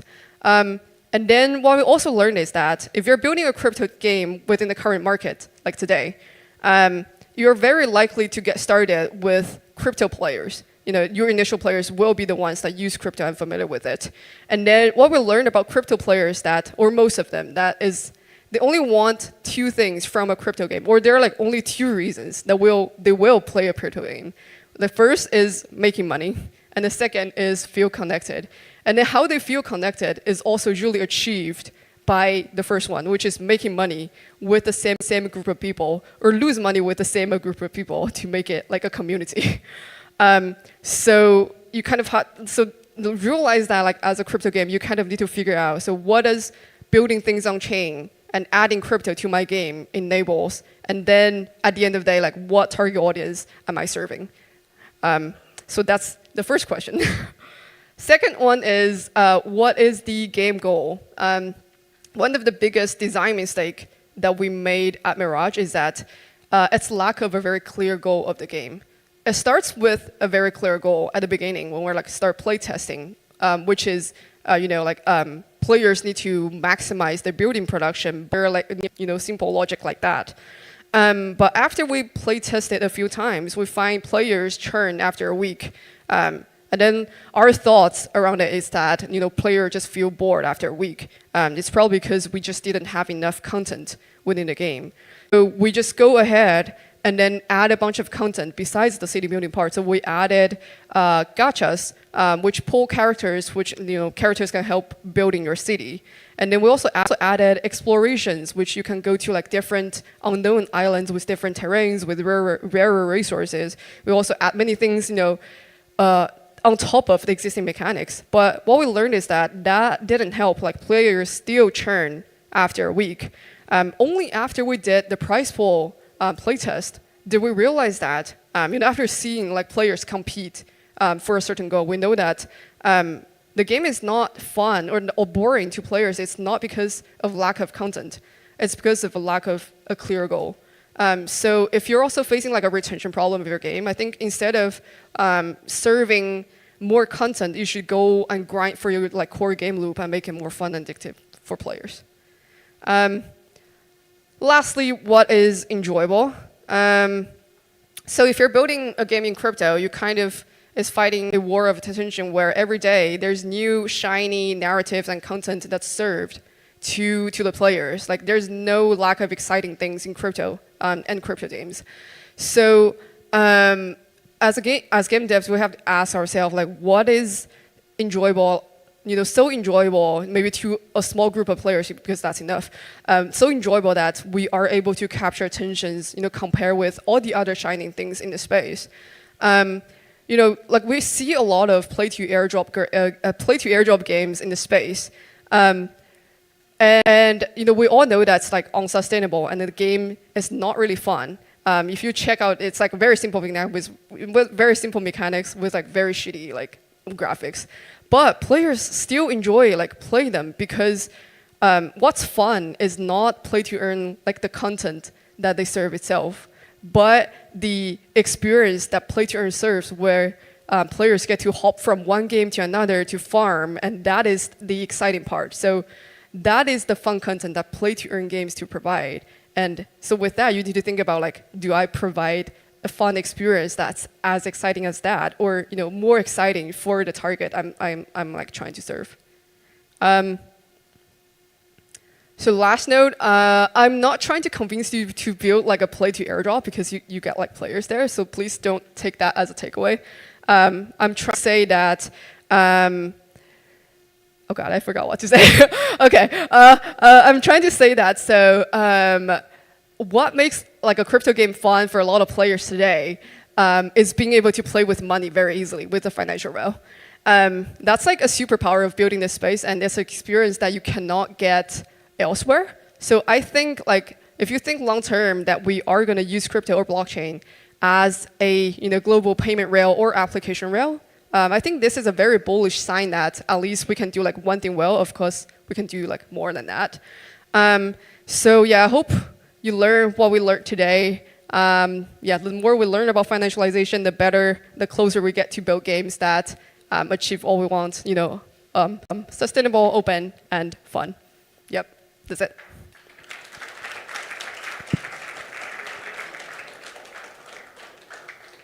Okay, we need some questions in here. We need to pull them in. Okay, I know this entire talk was about how we need to move beyond airdrops, but airdrops for Q&A. You all get an airdrop if you Q&A. No? Okay, I think I'll ask some questions, and I'm kind of okay. Never mind. What is missing for Mirage before mainnet launch? Good question. I think we need to figure out a fun, addictive loop for retention before mainnet launch. So mainnet soon, TM. Okay, the second question, very good question. It's all about yield because everyone cares about yield. Does your game redeposit funds into DeFi protocols in order to? And we're kind of still exploring it because we don't really want like yield farming to be the only source of fun, but want it to players to kind of enjoy in the grinding process of building up city. And then again, like speculation only enables like premium experience. So I would say maybe, but I wouldn't say it's like a core game loop that we want to add. So the next question I think is really funny because that's what the entire talk was about. But is financialization required for on-chain games? I would say it really depends on what you are trying to achieve. I think on-chain game enables different things. It's like open source. It's composable. It's portable, right? So if deliver financial gain as the source of fun is the purpose of the game, yes, you should add it. But if not, maybe you shouldn't, right? I think it really depends on like what experience you're trying to deliver to the users. If you do want to sort of do like a financial experience and you're going to have tokens in your game, what steps would you take to design the tokenomics before you sort of mainnet it? I would say like our team is like not really good at tokenomics. So I would say like the speculation that we add here is like a bounding curve that's not really a token, but so we're like better at like allowing you to bet on like people's skills. But yeah, so I would say I don't know. Can we contribute to the game as an open source dev? It's right now closed source because we need faster iterations to ship. But yeah, if you're interested, please come talk to me afterwards. Okay, so there's definitely a troll in the audience because the one question was super funny. It was should on-chain games come with a pro trading platform? Oh, I didn't see the question. A pro trading platform. Yeah. I would say pro trading platform is a fun on-chain game. If you're trying to serve that group of like players, yeah, you should build an on-chain game for that. How long did it take you to build this? Is there anything else you want? Okay, but okay, how much money? But you perhaps get 1,000 high-spending whales instead. I think it really depends on what's the definition of the casual gaming that you mentioned. Because as far as I understand, casual gamers spend a lot of money on things. Like if you, I think like if you consider like SimCity, they're like the main revenue driver for like games. So yeah, I think I would need clarification on this. But yeah, if you're trying to target the high spenders, I think you would need to design the game a little bit different. But yeah. Okay, and I think as the last question, how do you think you will compete with simple games like Pump.Fun? How do you think you compete with other very simple games like Pump.Fun? That is a good question. I would say you shouldn't try to compete directly with Pump.Fun because it is the extreme of like dopamine hits. Like it's the extreme version of casino that you can achieve like in the short term within crypto. So what you should aim for is try to deliver a different experience and try to find your target audience because not everyone enjoys a very PvP speculative experience. So maybe you should find people that enjoys different type of speculation. Maybe they enjoy a more casual one, or maybe they enjoy your aesthetics, or maybe they enjoy something else. So it's always about identifying players that want your game and want your content. Thank you for the talk and the lengthy Q&A. It was nice hearing from you.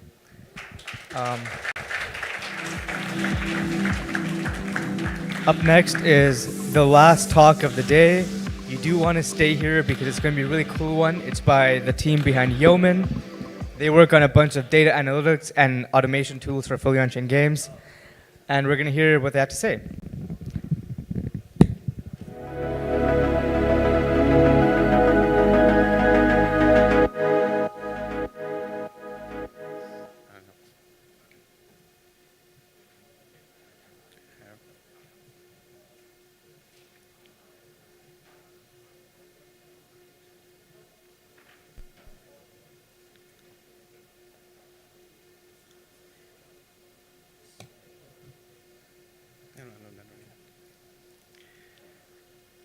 Hey, hello guys.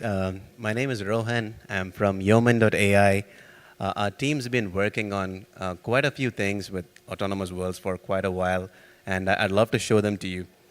So the outline of the talk today, we are talking about exploring autonomous worlds where we will showcase our awesome dashboards, and I'll tell you how we help developers build great games, and also how we give gamers an edge.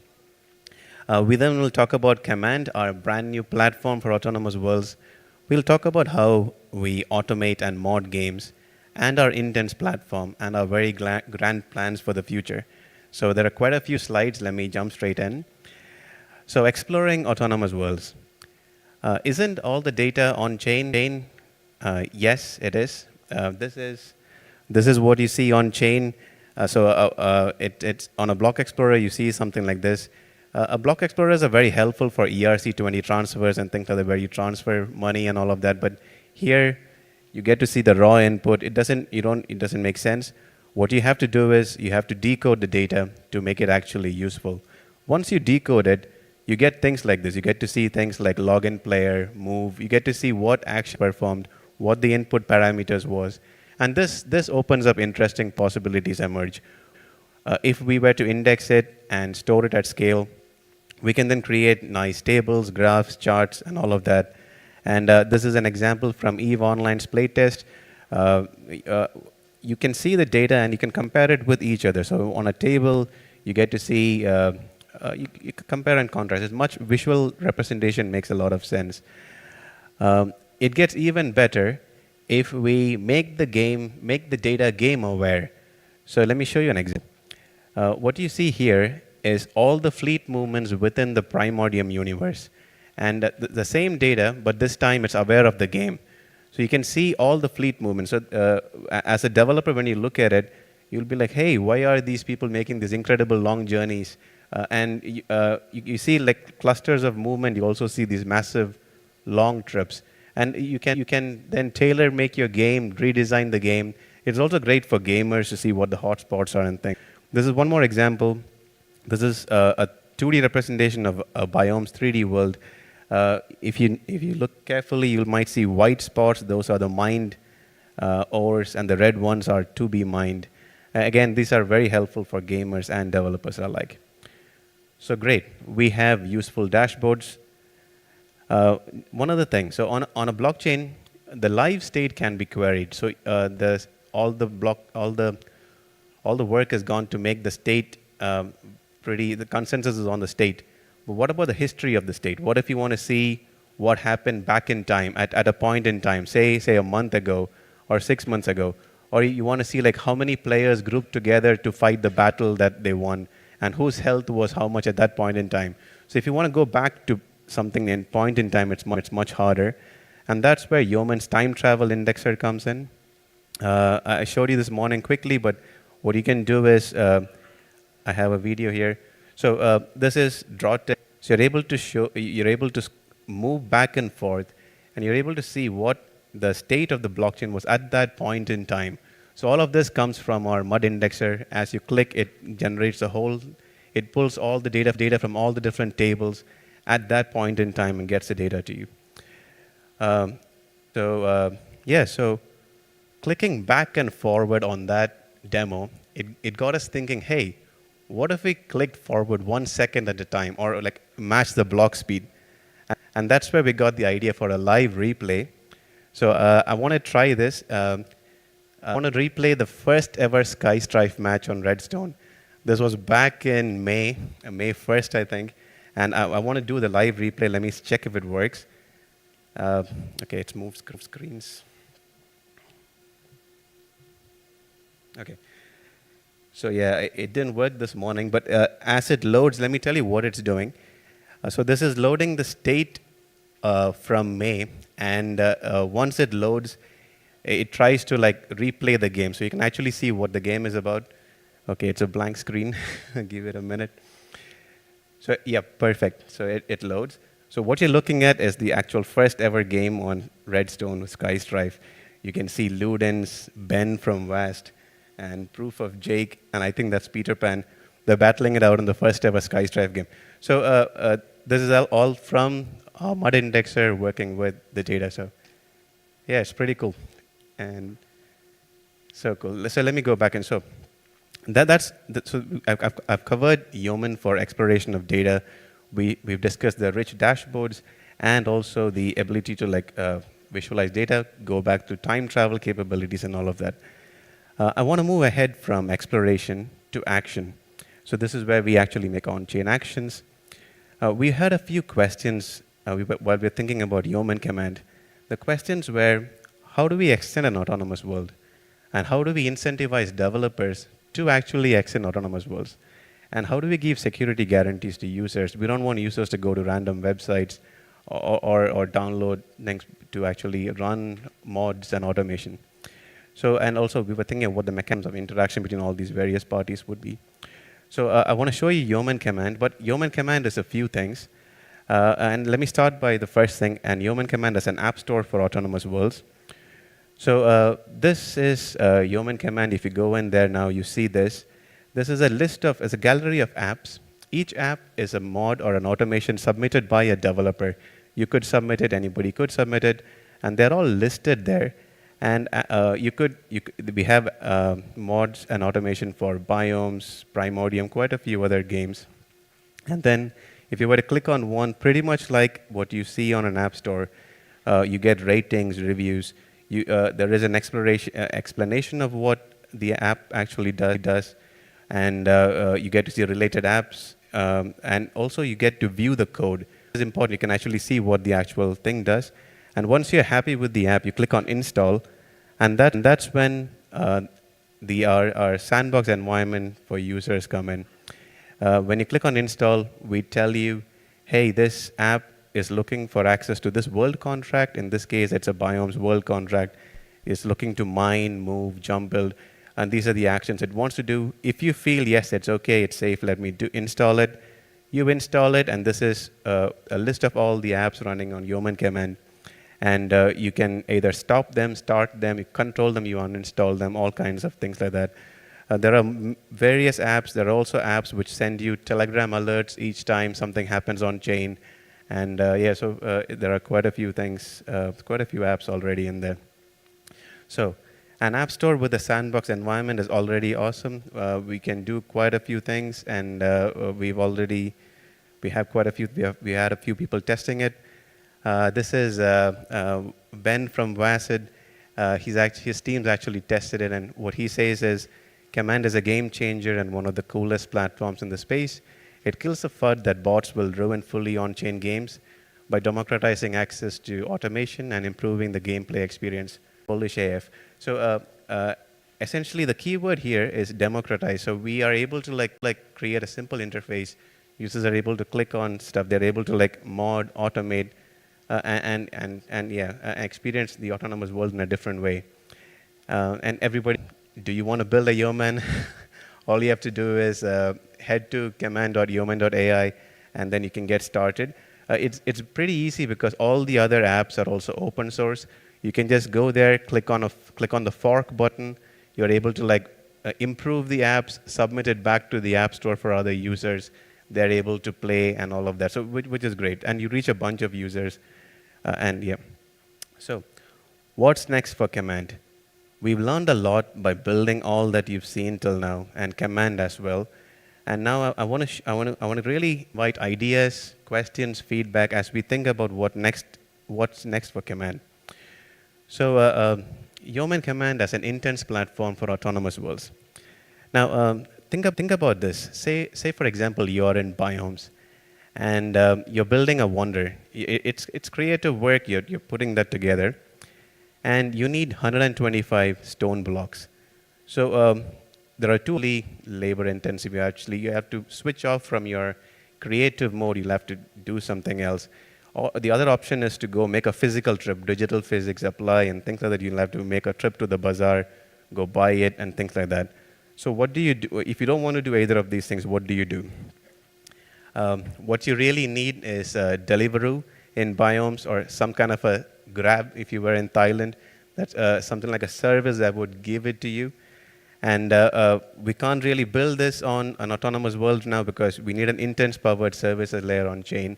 And once we have this, we can actually launch services like Uber, bounties, or job and things like that. So let me tell you how an intents platform would work. First, there is the intent. So your intent is simple. It's get 125 stone blocks to me in 50 minutes. You have a clear high-level goal. The constraints are defined as just 4 constraints. I need 125, and the type is stone blocks, and the target is me in this case, and I need it in 50 minutes. This is verifiable and auditable, so you get to see it on chain. And this is permissionless fulfillment, as in anybody can do the job. Anybody can get it to me, and anything is fine. And again, only the intent is specified. You don't have to specify things like delivery routes or how you get it. You just have to get it to me and get me this, fulfill my intent. And the solvers work to satisfy your intent. So on Kamigochi, you might say, feed my Kami 1 snack every 5 hours, which is a continuous type of an intent. In Cafe Cosmos, you might say things like acquire the land and farm on it, which is again composable. Biomes, you might say something like guard my force field while I'm away, which is a conditional intent. So yes, intents do vary based on the game. We see 2 kinds of intents really based on the transaction execution: externally fulfilled, which are service requests, and self-executed, which is part of automation. So let me talk about the externally fulfilled intents. So this is an intent that we were just talking about now in Biomes. So as a user, you would broadcast this intent that you want something. Service providers would actually bid in real time. So they say, hey, I'll do it for $150, there are random amounts.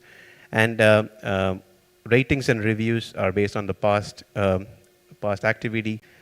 You could actually manually select one, or even let Yeoman automate this hiring process based on your preferences of how you want it to be assigned. And so this is an example of an externally fulfilled intent or a service request. The other type is also interesting. These are self-executed intents. So say, for example, you have a dark forest or a complex game, and you want to find a path from A to B. Now, these are like hard paths. It's not trivial. You broadcast this intent again, and solvers this time around, they compete to find a path, but they don't execute the transaction. They work on a path. They then submit the solution to you to pay out. If they don't want to give you the whole solution, it could be a ZK proof or something like that. The solvers use off-chain compute. They could be doing AI inferences, complex calculations, whatever. In this case, the actual execution is by you, and the transaction could be crafted by the solver. This is great for automation cases. Command in this case has to verify the alignment with your intent and with what the solution is from the user, from the solver. So great. And this is one interesting concept request. And another person running Yeoman would actually run the automation script to perform the task. So command would really power both the Uber driver and the person who's requesting it. So all that could be automated. To achieve all this, we really need an intent standard with an intents platform. And it needs to be effective. We will need a single standardized intent across all the different autonomous worlds. So it should be easy. It should be one single standard. And we enable solvers to compete for the best solution. It has to be a marketplace model. We could also look at things like cross-chain intent fulfillment. We need the intents platform to be intelligent. We'll have AI solvers, and also we need to somehow maintain alignment with these intents to facilitate all the seamless collaboration between humans and AI solvers. And lastly, we'll need it to be responsive. If, for example, you were booking a Grab, you would actually put the request out, and then you can edit it, you can change your destination, you can cancel it, things like that. So these things are also important on an intents platform. So once we have this all working, it's going to be a pretty sophisticated intents platform. So the focus right now is on the top quadrant there. The fully on-chains are high transaction volumes and low financial risk. Like if you forget to feed your Kami or something like that, the possible loss is minimal compared to like something on a DeFi or a DEX. So it could start ideal starting point because it's high transaction. It gets tested, as Alvarius was talking about this morning. We can go into the different stages of making it work, making it fast.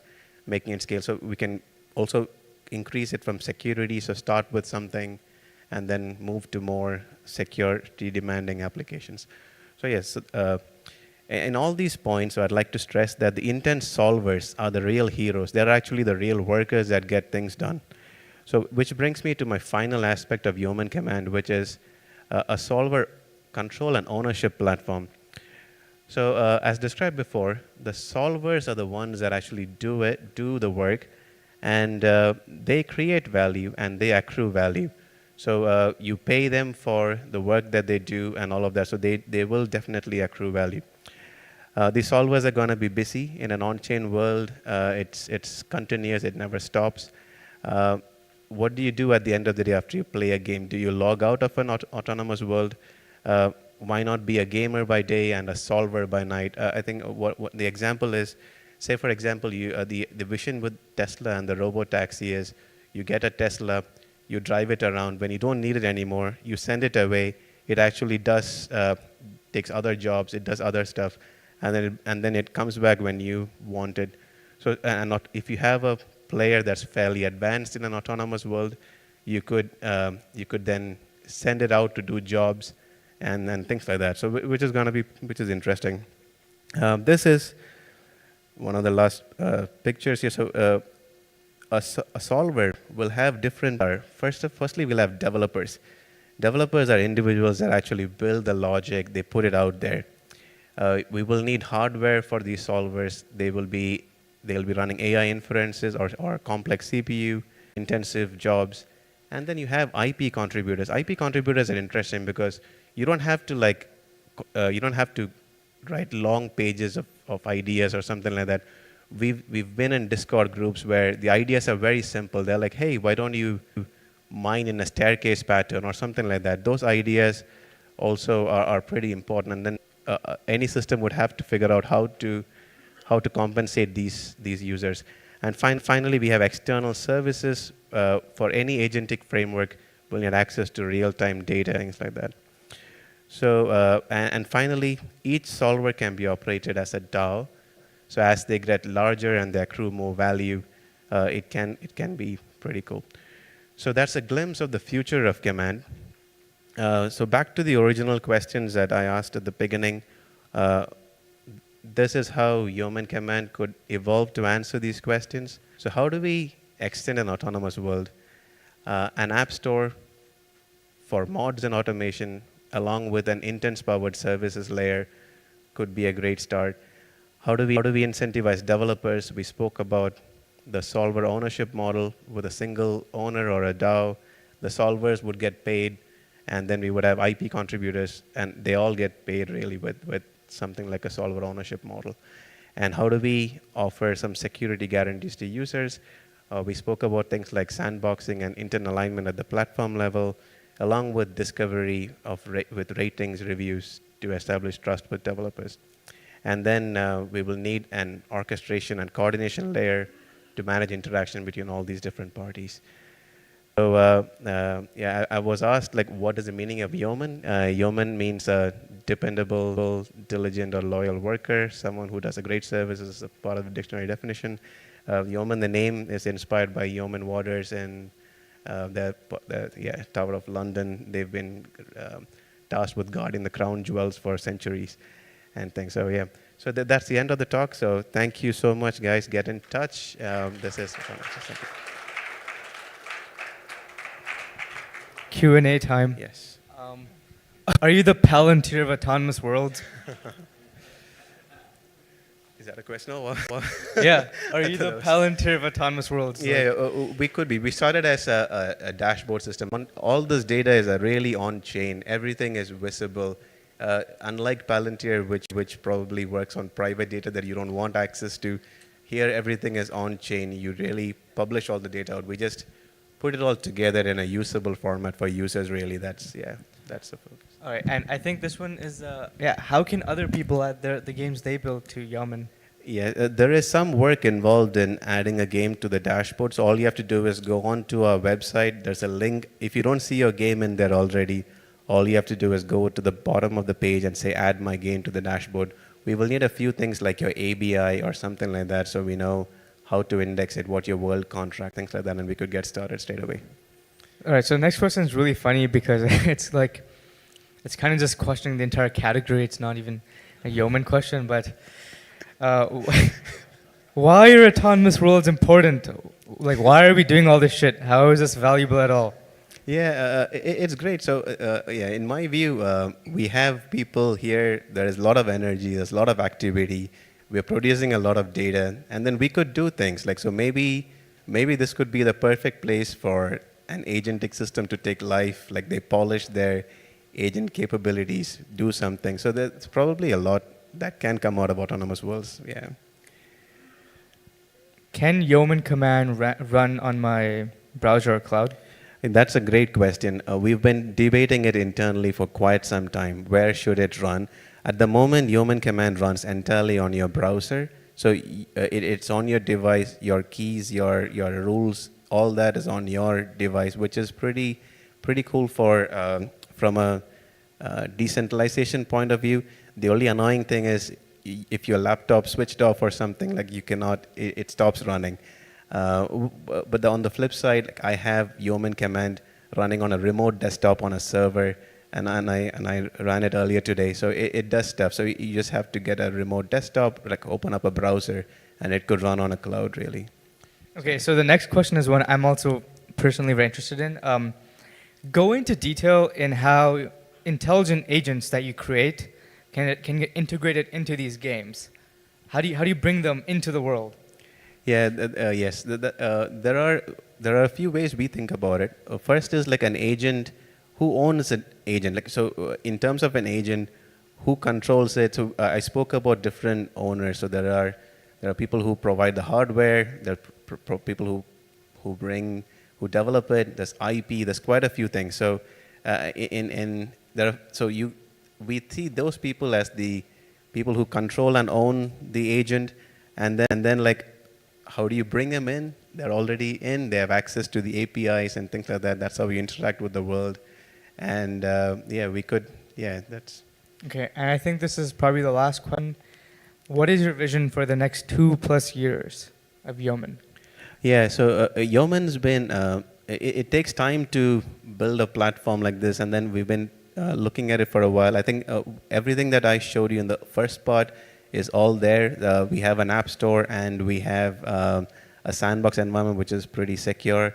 That was our first step. Our next vision is to build a services layer to power autonomous worlds, and possibly beyond autonomous worlds to Web3 as a whole. So it'll take time. It'll take a couple of years probably. And does that answer the question? Was there anything else? And I think that's it. I think I want to close off by saying, Peter Thiel says that if you want to win, you got to be contrarian and right. The problem with Peter Thiel is Palantir can run on one world. But over here, we create 100 worlds, and Yeoman runs on all of these worlds. So Yeoman its market cap is 100x Palantir. And so Peter Thiel needs to invest. And cool stuff. Thank you. Thank you guys. Thank you, everyone. And this was the last talk of the day. Cafe Cosmos Gaming Corner. Try out the game. It should be really fun. He's got a lot of cool ideas about balancing the physics of a world using gas prices. So check it out.